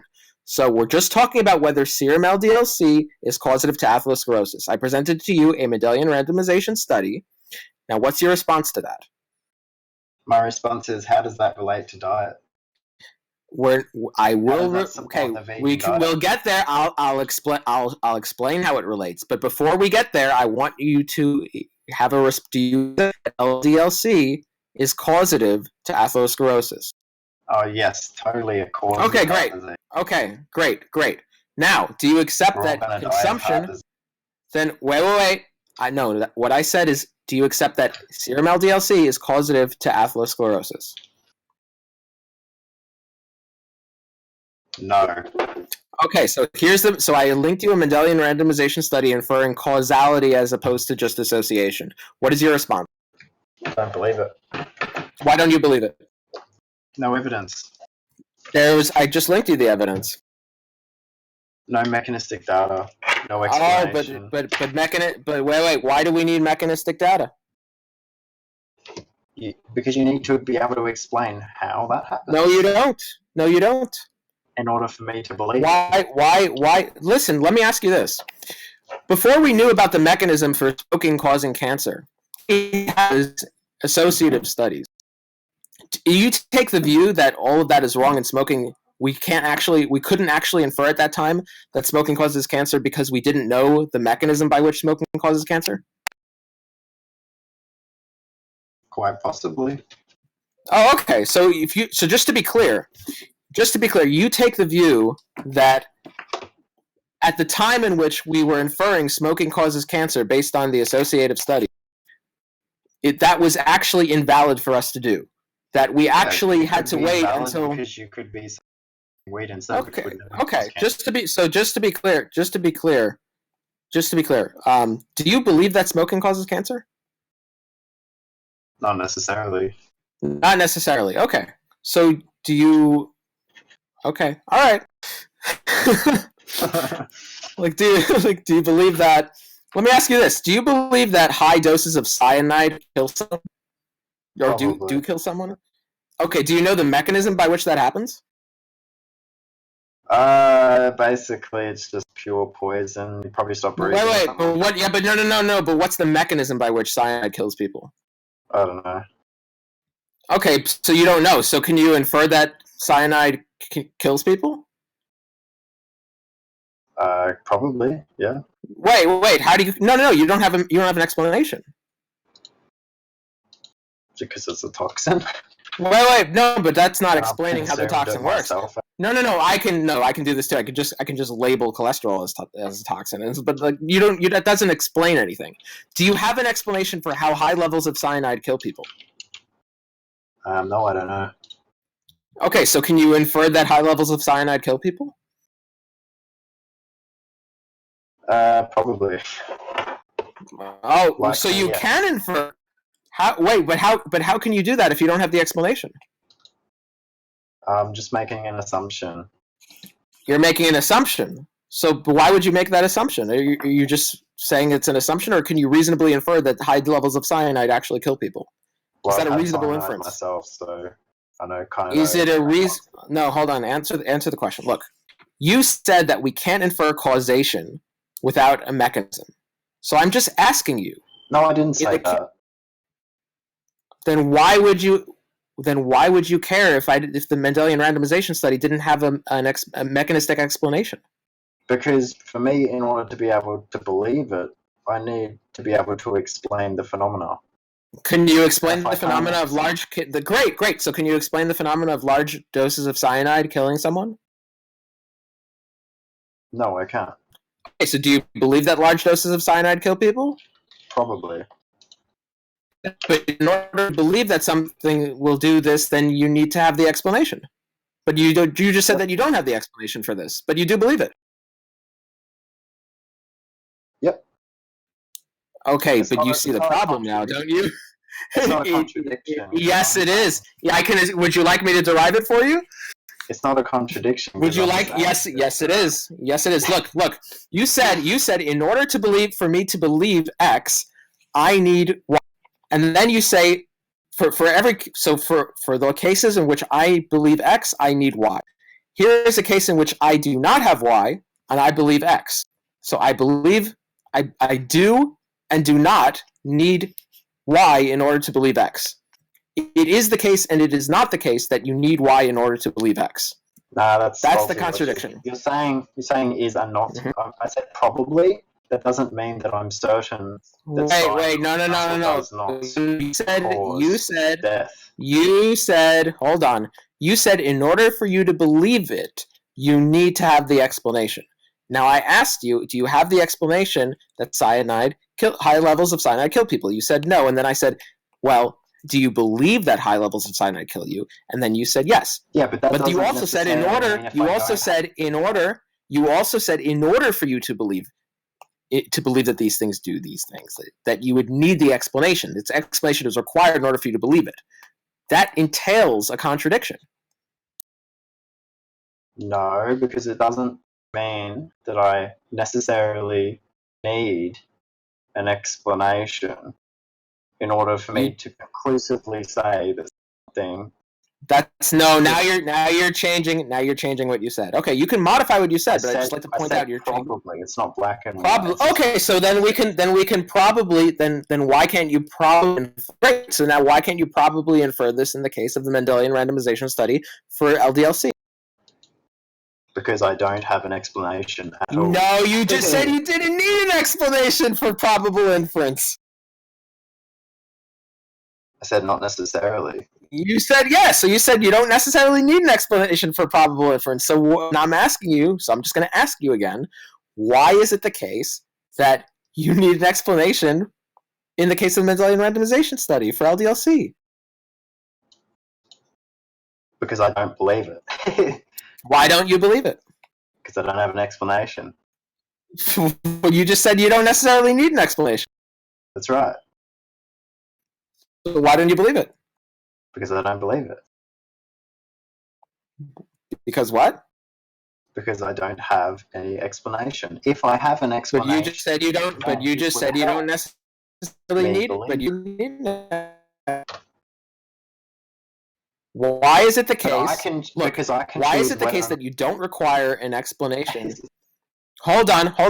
You just said that you don't need an explanation in the case of high levels of cyanide killing people, but you do need an explanation in the case of LDLC closing out. So what's the difference between the two for which you would need an explanation for one and not need an explanation for another? Faulty logic. I don't need an explanation. What is? That's not an answer to the question. No. I didn't say you need it or didn't need it. I'm just saying, in one case, you are accepting the inference as probable without explanation. In the other case, you are not accepting the inference as probable without an explanation. So what is the difference? Why would you require an explanation in one case and not the other case? That's the question. Because I have the knowledge that. Can you hear me? No, I can't hear you. Hang on. Can't hear you.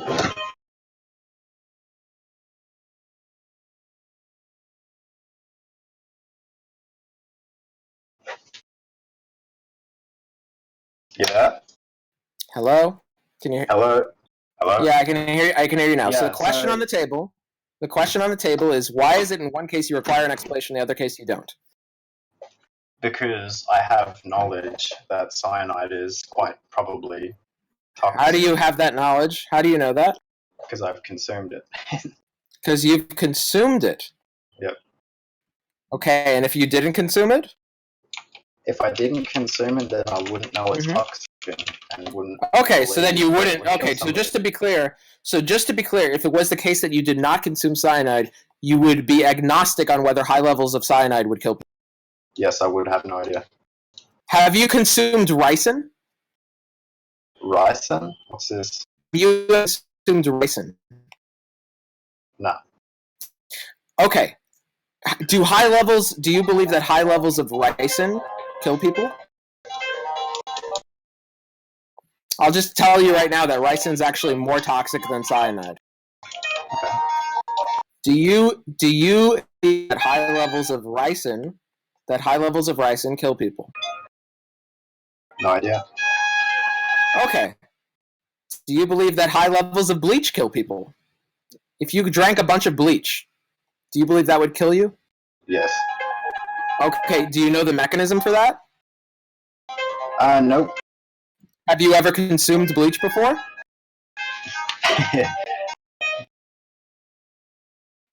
Do you have the knowledge of what it's like to consume bleach? Have you ever consumed bleach before, yes or no? No. Hello? No, I haven't. Okay, so we're not meeting the criteria of you ever having the knowledge of consuming it before, and we're also not meeting the criteria of you knowing the mechanism. So why do you accept that high levels of bleach will kill you? Why do you believe that? Because it's damaged my skin. It's probably not safe. Yeah, but you don't have the mechanism for that. Again, you don't have. We already went through this. You said that in order for you to make a probabilistic inference, you need to know the mechanism, unless it is the case that you've consumed it yourself. You haven't consumed it yourself, and you also don't know the mechanism. No. I didn't Why say do you have need to the mechanism. I said that I need a mechanism to believe it. Yeah, yet here's a There is case no where mechanism. you don't. Here is a case where yes, there is a mechanism. Here is the case by which you do not know the mechanism, or you don't have a mechanism. And there is also a case where you haven't consumed it, you believe it. So again, you're still in a contradiction. Not really, because I can believe Yep. whatever I want. Yep. Nope. But you just based on what you've said, you were contradicting yourself. You said in order to accept this belief, I need to either A, have the mechanism, or B, have the knowledge of what it is like to consume it. Here we have the case in which you do have the belief, yet it is not the case that you have the mechanism, and it is not the case that you have the knowledge of consuming it. So those two things contradict each other. I've had it on my skin. I know. So it is, and it is not the case that you require the disjunction of having the knowledge of consuming it, or having a mechanism. Black and white. It is, and based on what you've said, philosophy textbook. The required listen. Based on what you've said, it is, and it is not the case that the disjunction of those two things are required. So it is and is not the case that those two things are required. That is a contradiction. You're misinterpreting what I'm saying. Listen, what are you? All right, if you want to clarify, go ahead, clarify. What are you saying? There is no mechanism by which LDL causes heart disease. And how do you know there is no mechanism? Because I haven't seen one. That doesn't mean there is none. Well, according to me, there is none. Okay. How do you know there? Well, do you have a mechanism for that lack of mechanism? Nope, but I'm pretty sure. Well, you just said that you need a mechanism in order to make these beliefs. No, I don't. I can believe whatever I want, as I said. Okay, so but again, why? You acknowledge that just because you are not aware of a mechanism doesn't mean a mechanism doesn't exist, right?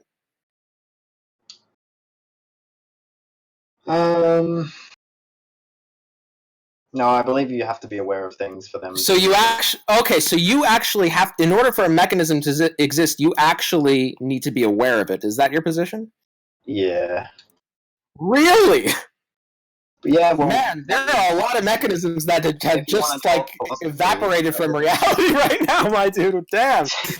Holy shit! Like, wait. I just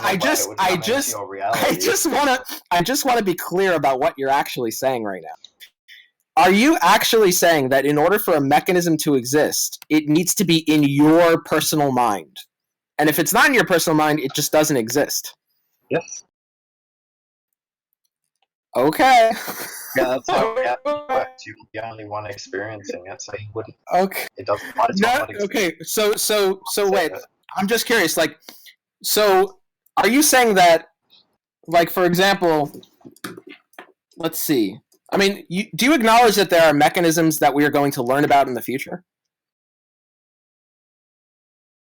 Probably. Well, how could that be the case? Because you are not aware of them now, and so doesn't it follow that they don't exist because you're not aware of them? They just don't exist yet. Oh, but as soon as you become aware of it, they will exist. Yes. They'll just come into existence when you're aware of it. That's how reality works. That's how it works. Yeah. Yeah, so basically, all of these mechanisms, like, let me just ask you this, like, when we saw a supernova, for example, when you look at the stars and supernova, there are no stars. You've never seen it in your life. There are no stars. Okay. There's no space either. There's no stars and there's no space. Nope. Okay, and because you aren't aware of it. Yeah, you've never seen it. Okay, so they don't exist. Yep. Okay. What else doesn't exist? Let's see. Does my backpack exist? Don't know. Well, no. It's not that you don't know. It's that you do know because you're not aware of it. Remember, you said if you're not aware of it, it doesn't exist. Might as well not exist. Are you aware of my backpack right now? Now that you told me about it. Well, you don't know. You're not aware of it because I could be lying to you about it. You could, but it now that concept exists in my mind. Oh, no, I'm not asking you about the concept. Now you're weaseling. I'm asking you about the physical object. No, I'm not asking you about it as a concept, as a physical object. As a physical object? Mm-hmm. No, it doesn't exist. It does. So my backpack as a physical object does not exist. No. Okay, so here's what I'm going to do. I'm going to take a picture of my backpack. Okay? And I'm going to post it in this Discord. And I just want you to know if the moment, on your view, the moment my backpack exists is the moment at which you have seen the picture. Is that what you're affirming?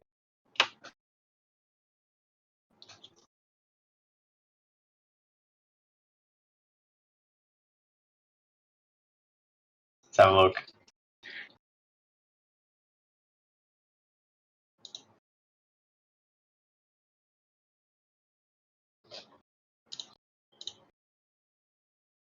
So again, is the moment that the backpack will exist is the moment you see this picture on your... No. Well, no. Again, are you aware of my backpack It's as a physical object? Projection. Are you aware of... Okay, are you aware of my backpack right now? I don't know if it's your backpack. I can't identify. It's like... you could have okay, it doesn't have to be mine. We don't have to say my backpack. The backpack in this picture. Like the picture I'm about to send. Are you aware of this picture existing?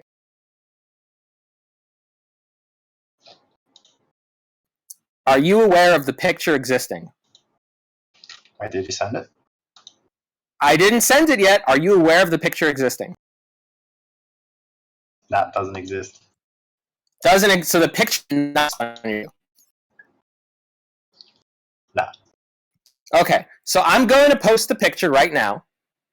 Okay? Here's the picture.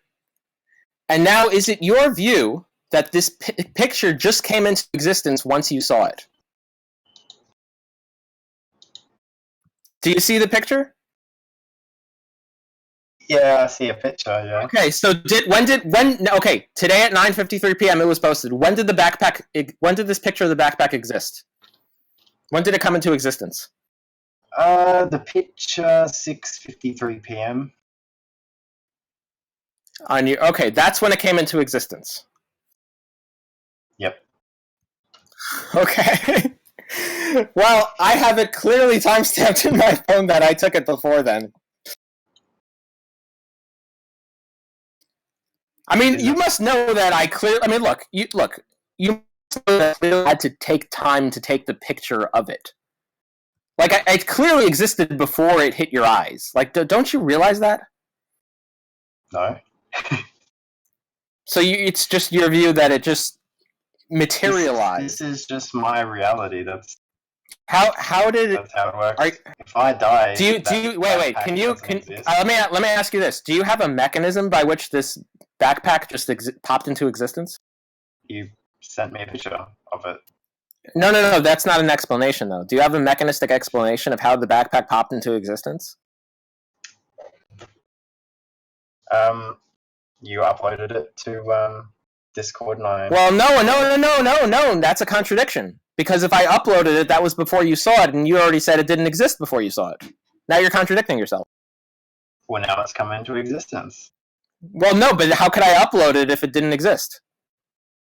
I don't know. Maybe you popped into existence too. Right. If we just popped into existence, sure. Then the question is, do you have a mechanism by which I popped into existence and the backpack popped into existence? Are you talking about physically? Or are you trying? Any mechanistic explanation for you to have this belief?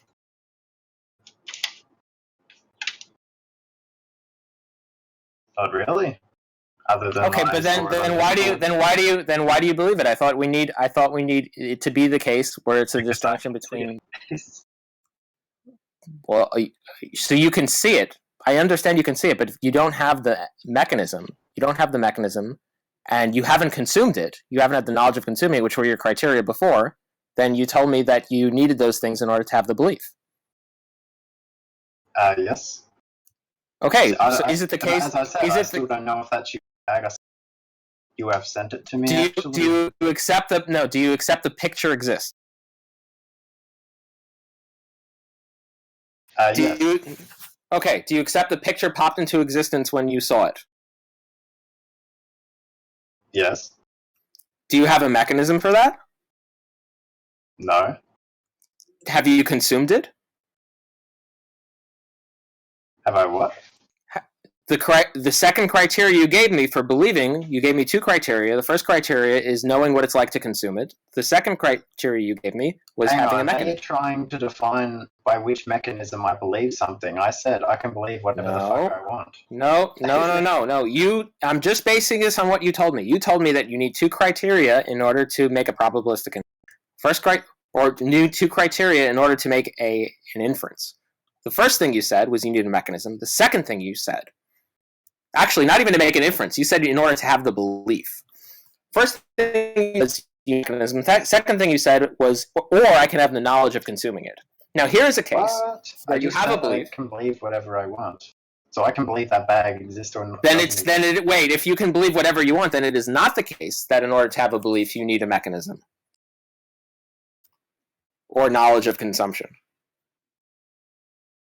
For me personally, that's also in order to believe that cholesterol causes heart disease.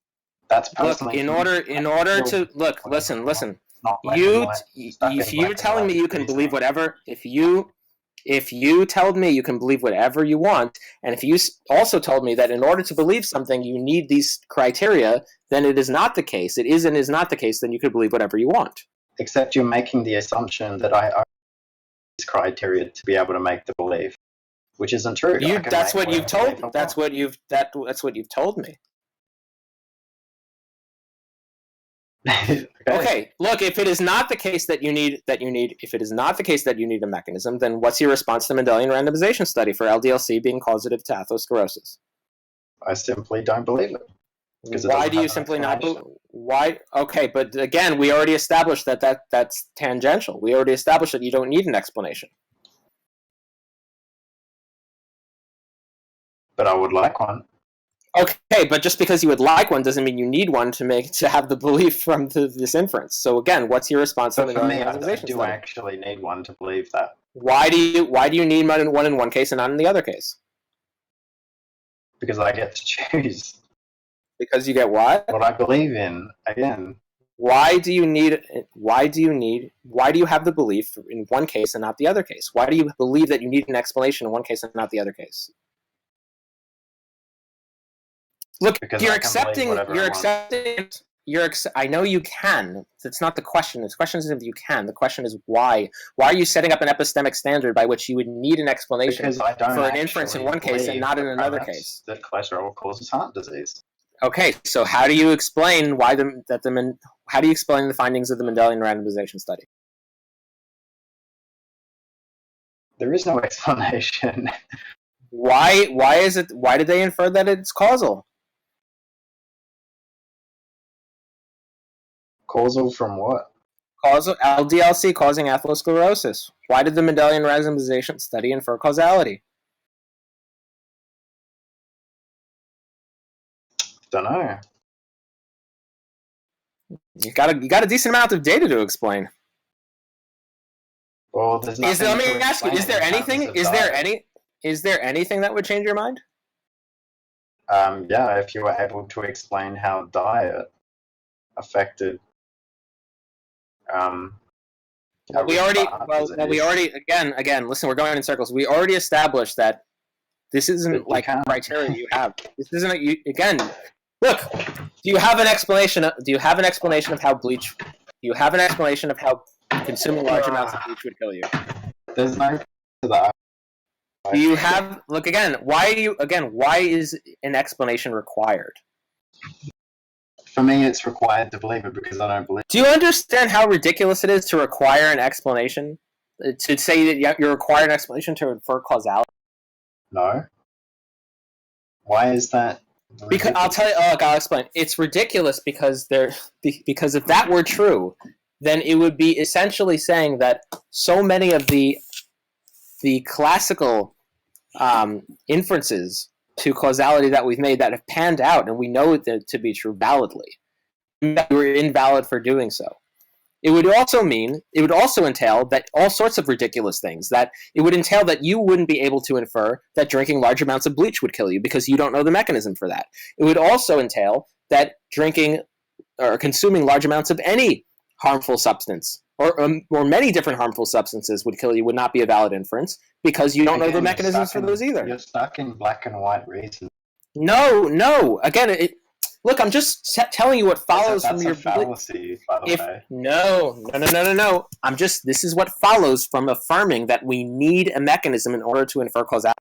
If it is the case that we need a mechanism in order to infer causality, then it is also the case that in any instance where we don't have a mechanism, we cannot infer causality. Which on your that, but in my so in that case, personally, I need a mechanism by which cholesterol causes heart disease, which there is. But then you also need a mechanism. Then you would also need a mechanism. Do you also need a mechanism by which drinking large amounts of bleach would kill you? No. Why not? Why not? Because I understand that bleach is toxic, and I've had experience. Why do you understand that? Have you consumed bleach? Have you experience with bleach? I haven't consumed it, but I've had it on my skin, and that for me is enough to understand that if I consumed it. If you didn't have it on your skin, would you make that inference? Would you be okay with having that belief? Yes. Because Why? Because I have knowledge that people have killed themselves by drinking and consuming bleach. So it's a good idea for me to not do that. How do you have that knowledge?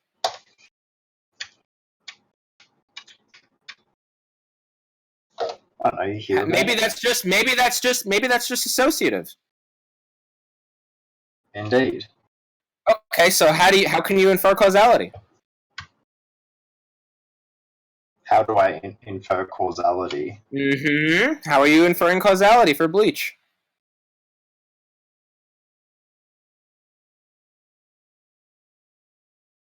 Do you mean mechanism? How are you inferring causality without a mechanism and without knowledge of that it's just not associative and causal instead? I didn't say that. You said that you need a mechanism in order to infer causality instead of association. I'm asking you, in the case where you don't have a mechanism, such as bleach, you said, well, I have knowledge about my skin. So I asked you, well, what if you didn't have knowledge on your skin? And then you told me Yes. And then I asked you why, and you said you have knowledge because of other people killing themselves. And then I asked you, how do you know that's other people killing themselves being just an association, not a causation? And then you didn't know how to answer that. So then it goes back to the original question. How can you infer in the case of bleach that there is a causation and not just an association? Based on the criteria, the standard that you've provided. In which case I didn't have knowledge. How do you don't have knowledge in this case? Well, if I didn't have knowledge that You don't. You don't. How do you know? How do you know? How do you know? How do you know it's how do you know it's not just associative? Is your knowledge that is based on just associative knowledge? I'm not sure why this is relevant. It's relevant because I'm trying to show you why your standard for inferring causality leads to ridiculous conclusions. Why is it ridiculous? It's ridiculous. It leads to the conclusion that even drinking a large amounts of bleach, you wouldn't actually be able to infer that it causes harm.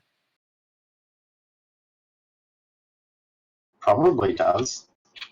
How are you making? Okay, now you're changing it to a probabilistic inference. Does that require a mechanism? Well, that's what I was saying this whole time. Does that require? Answer the question. Does a probabilistic inference require a mechanism? For me? Yes, for you. No. Okay, then why can't we make the probabilistic inference based on the Mendelian randomization studies for LDLC causing atherosclerosis? Believe it. Why don't you believe it? Because I haven't seen. Don't say it doesn't. Don't say explanation. No, we already established that probabilistic inference doesn't require explanation. You better not say explanation. Nope. You've already conceded. Nope. You've already conceded that in the case of a probabilist. You already conceded that in the case of a probabilistic explanation. You have a belief. Nope. Listen. You've already explained. In the case of a probabilistic explanation, you've already conceded that in that context, you don't need a mechanistic explanation.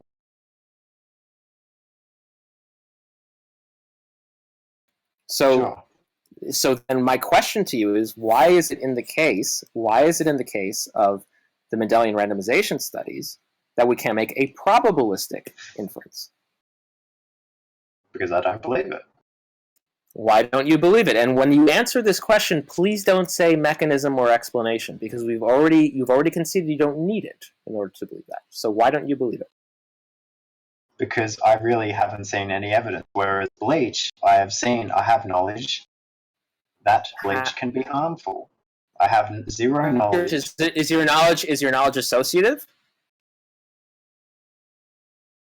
Yeah, sure, you can say that. Okay, but then how do you know it's causal?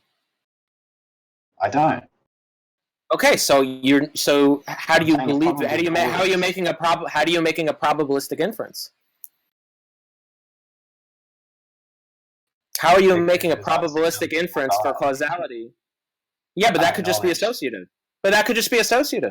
How are you making a probabilistic inference of causality if you're just based on associative information?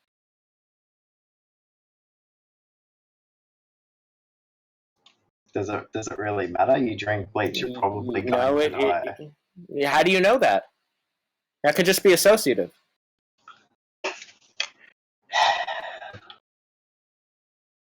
Uh-oh. Oh, no. Not like this.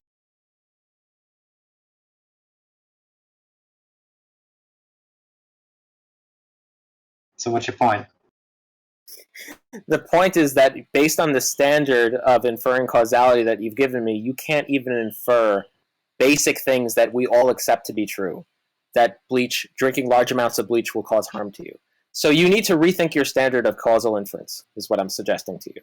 Yeah, and then you can come back after you've gone to the drawing board. That's tangential. That's tangential. To be able to believe something. I'm working within your framework. I'm working within your framework of the requirements that you've posited. So what I'm suggesting to you is the framework that you've posited. I'm just working with that framework, and I'm showing you that you could not even conclude basic things that you take to be true. So what you You're need to do trying is to rethink. You logically need to reason, rethink. Mhm. but You should try it. it's not. This isn't how You life sh- works. you should try logic and reason sometime. If you I do can, use we can logic help and you. reasoning, but belief is not You've something that is done a bad logical, job and of I it in can this debate. choose But not to listen, believe listen. that Look, cholesterol causes heart disease. I know. The question is not whether you can choose to believe whether cholesterol causes heart disease or not. The question is what is your standard? What is your standard by saying we can make a probabilistic causal inference in one case and not in the other case? And you gave me a standard. I'm just working within your standard to show that based on that standard, One of them is having an explanation. You couldn't. But I can still believe what I want, despite not having an explanation. That's not the question. It's tangential again. So based on the standard you've given, you couldn't even make a probabilistic conclusion that drinking large amounts of bleach will kill you. So you really need to rethink your epistemic, your standard of what is required. That was my conclusion. Do you conclude that drinking large amounts of bleach will harm someone? No, I believe it could probably harm or kill somebody. Okay, and how do you how are you making that inference? How are you making that knowledge that damages people? And is that associative? Is that associative? Is that associative? Yes. Okay, so how are you making a causal inference based on associative knowledge? Just put two and two together. Again, I can just say that for cholesterol. Cause and effect, association. So something is just associative, and that makes it cause and effect. Except bleach is toxic. You drink it. And then the question is, you have an association. Yes. So you have an association, and then you have an outcome. So can you infer causality from that, on your view? Probably, yeah, I would say probably. So you can. That. So it is your view. So it is. Is it your view that you can infer causality from association? Sure. Great. So why can't I infer causality from association in the case of atherosclerosis and LDLC? Because you can't explain it. Can you explain the bleach? We know bleach is toxic. Can you explain the mechanism by which it's toxic? How do you know bleach is toxic? It burns. You can't explain it. Can you explain it? Can you explain it?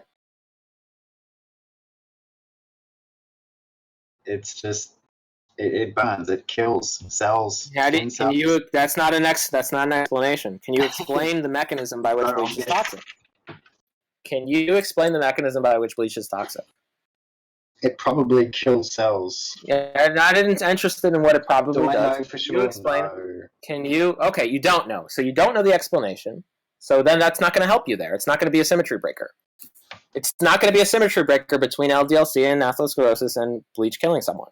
So do you have another symmetry breaker you'd like to offer? I don't know anybody who's died eating. You don't know anyone? I haven't seen anything which has suggested that cholesterol in meat is toxic. Okay, so I'm giving you something. Now I'm giving you something. Now I'm giving you something. That's not a symmetry breaker either. Again, just because that doesn't follow, just because we require something doesn't mean high amounts of it isn't harmful. Do we require bleach? Okay, so there are okay. We can do this very easily. Vitamin D. Do you accept that high levels of vitamin D are harmful? They can be. Okay. Do we require vitamin D? Yes. Okay, so just because something is required doesn't mean you can't get too high of a level of it, right? Sure. Okay, so what's the point of you mentioning that we require it? But there's variables there that would only happen in unhealthy. Just because you require something doesn't mean too high amounts of it aren't harmful. By the way, can you explain the mechanism of vitamin D toxicity? Usually, if somebody's kidneys doesn't work, can't process the vitamin D in it, increases to toxic levels. What is the mechanism? What's the mechanism by which vitamin D causes toxicity? Probably. No, not probably. What is it? Trying to remember. Okay, so you currently don't know the mechanism by which vitamin D causes toxicity. Do you have the belief that too high levels of vitamin D cause toxicity, that they have harmful effects? Do I know? Yeah. Do you have the belief? Do you have a belief that vitamin D in too high of a dose can cause problems? Unhealthy individuals, yes. And what's your criteria for knowing that? You don't have a mechanism for that. I've read some studies. You've read studies? What kind of studies? Are they associative studies? I don't remember. Are they associative studies? No, I think they were mechanistic studies. Mm-hmm. Do you have them? No, I don't keep them. Okay. So, as you don't have any data right now about that, but you see, the point is that you have beliefs that are you don't seem to be following an epistemic framework consistently. And based on the criteria you've given me for inferring the difference between association and causality, you don't seem to be following your own criteria. You just seem to be all over the place here. So I think you really need to go to follow my criteria or not to believe right. So sure. That's fine. You can posit a criteria and say, well, my criteria can be followed or not followed. It just doesn't. Sometimes I follow it, sometimes I don't. It's just follow it and randomly not follow it. You can posit that, but that makes your criteria pretty meaningless.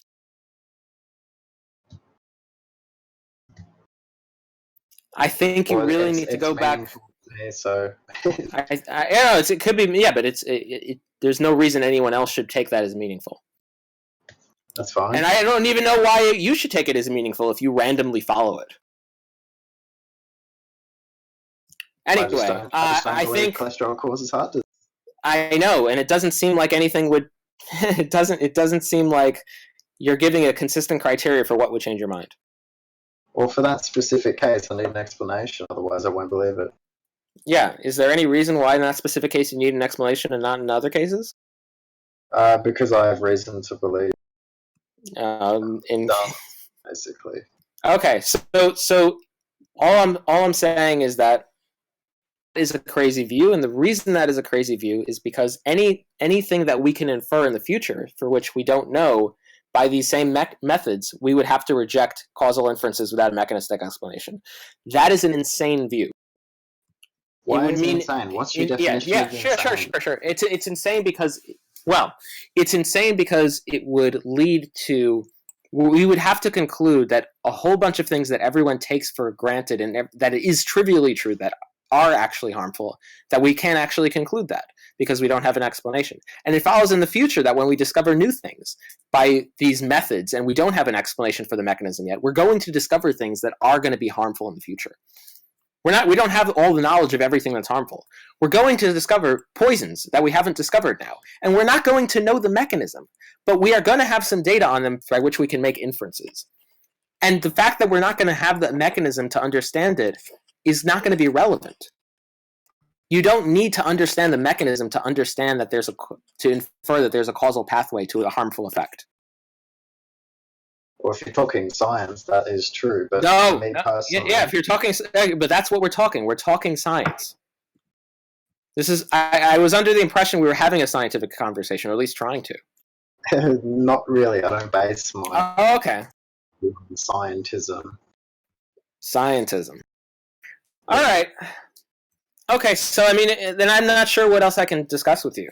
If you're not going to, if you're just going to look, if you're just going to say my beliefs are my beliefs, and scientism is just I'm not going to subscribe to. What is there else to converse about? We haven't really shown that the vegan diet is. There's nothing I could do to show it. It's just your beliefs. If there's no, what would you posit? What would you posit I show? What would you posit I show you? Science? You've already rejected that. Show me where you can get vitamin B12. What? Why? Through a scientific method? Why would I? Why? In food. Look. Do you reject science? Do you reject the scientific method? Not necessarily. Oh, so in some cases you do?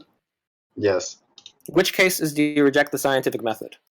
It's based on empiricism. Which cases do you reject the scientific method? I'm not going to go into it, dude. Like, it's a long conversation. Look, which cases do you reject the scientific method? On empiricism. That's not an answer to the question. Okay, do you reject the science? Okay. Needs to be observable. Would you? What is empiricism? It's basically the study of material reality, physical phenomena. Okay. Here's my question to you. What separates that from everything related to science? Like what so if that's how you're defining empiricism, why wouldn't you just deny all science? Why wouldn't I? Yeah. Because it's not perfect. It's not a perfect system. No, that's not what it, that's no. Listen, look. Define empiricism. I already have. Okay, then why does that definition not lead you to rejecting all science? You said you reject empiricism. Because I don't have to reject it. You just said you do.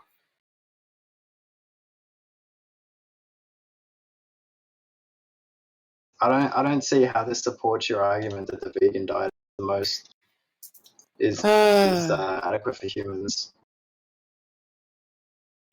Again, I'm just showing you how your view leads to crazy conclusions. That's all. How your standard crazy. Because again, by everyone listening here, and everyone that's probably almost everyone who listens. Well, again, I'm not saying that makes it wrong. I'm just saying that. Look, if you're gonna, you can be a solipsist or whatever. You can reject also reality external to your view. You can reject other minds. You can do all these things, but there's not really much of a point of me conversing with you at this point. Because what could I possibly show you? You admitted that you can't get what you need on a vegan diet. You can't get. Well, no, that wasn't the debate proposition. I never agreed that you have lower levels of omega-3. That doesn't. Irrelevant. Listen. We never agreed to a debate proposition that I could get B12, so I haven't lost that. We never established what was the requirements for a deficiency in omega-3s. So you haven't made that case. In fact, and then you've come out and you've denied science. So I don't know what I can give you. What can I possibly give you to change your mind? Show me that the vegan diet is nutritionally adequate.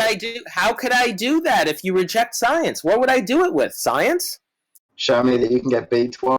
How could I even I've already admitted that we can't, but even if we could, how can I you admit how that can it's I nutrient deficient? how could no listen. How could I possibly do that? You're asking me what would I show you? Would I show you data? If you reject data, what am I going to show you? But it doesn't matter if you show me. You've already. Right. What could I possibly show you? How could I possibly do that? What am I going to show you? Why would we have the conversation? Show me why you're. How can I show you?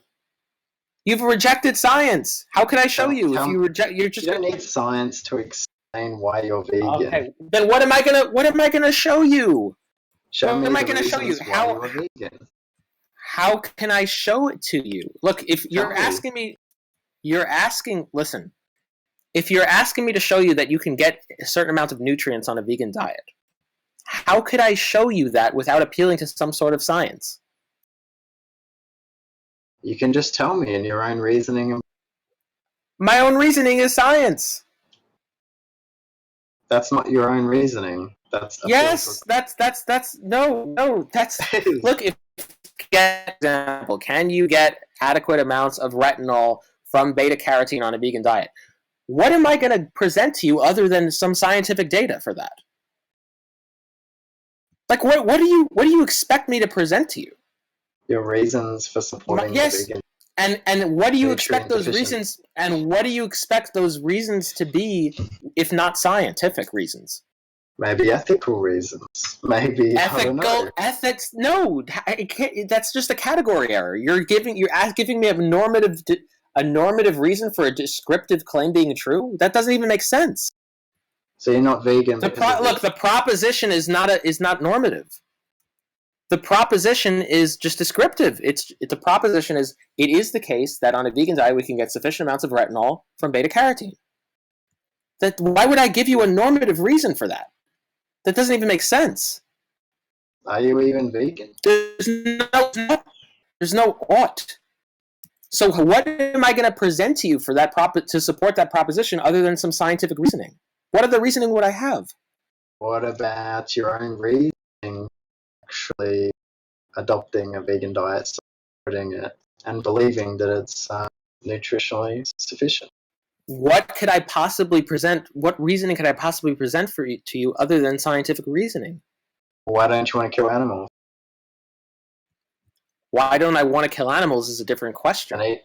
Why don't you want to eat animals? Okay, we can get into that, but I would like you to answer my question about what I possibly present to you. Well, a valid reason why you should be starving yourself on a vegan. What could I possibly present to you with respect to the description? What can I possibly present, if not scientific reasons? Logic and reasoning. It's an empirical question. The question is it's an empirical question, and what can I present to you other than an empirical evidence? It's not a question. It's not a question that you can just derive logically. You actually have to go out in the world and make observations. Yeah, what are your own observations? How it's from the data, or rely on other people's observations with peer-reviewed evidence. That's not going to tell you anything. What can I possibly give you? You're asking me an empirical question, and you're asking me to answer it through non-empirical means. But this is a debate, so want to come up with. It doesn't matter if it's a debate or a conversation or whatever it is. Look, you're asking me an empirical, and you've rejected empirical evidence. So what are you expecting me to give you? A contention, at least. I don't even know I don't know how I would communicate with you even. You don't know what a contention. How could I contend with you if the contention is on an empirical issue and you reject empirical evidence? Aren't you the one that asked for a debate, yet you don't have an argument contention? You were the one who came here. Look, I think you're lost. I'm not lost at all, man. You're very lost here. I'm perfectly. You can reject on a meat-based diet. You've rejected empirical evidence, and you're asking me to present to you some form of reason other than empirical evidence for empirical issue. I don't know what to say. Provide whatever you want. All right. Is there anything else? Is there anything? Is that all? I think we're done. Reason. I'm sorry, buddy. You can't do it. I think. All right. You can go back. You're gonna have to go back to the drawing board on this one. I'm sorry. Because you don't have a reason. You're gonna have to go back to the drawing board. Starve yourself vegan. Ethically. I think you have to. You don't care about nature. I think it's over here. I'm sorry, Luke. I'm not going to be your father this time. Why are you vegan? Oh, I'm vegan for ethical reasons. Oh, now you say you got some. Well, that's not what we were debating. I'm just. Yeah, no, that's not what we were debating. I'm happy to debate you on that. But Why if you aren't want to happy know, if you debate want me to on cure, ethics? I'm happy to debate you on the ethics too. It's getting late though, to be honest. We can have the ethical debate tomorrow if you'd like. Would you like to have the ethical debate tomorrow? Oh, I'm good. I don't think it's a lot. You So, want to have the ethical, basically- Luke? Would you like to There's have the no ethical point to debate this tomorrow? debate. I lost the debate within 15 minutes. Loki, do you want to have the ethical debate tomorrow? Nah, I think we're done. I got other things to do. Okay. All right. Have a good one, buddy. I love you. See you, bro.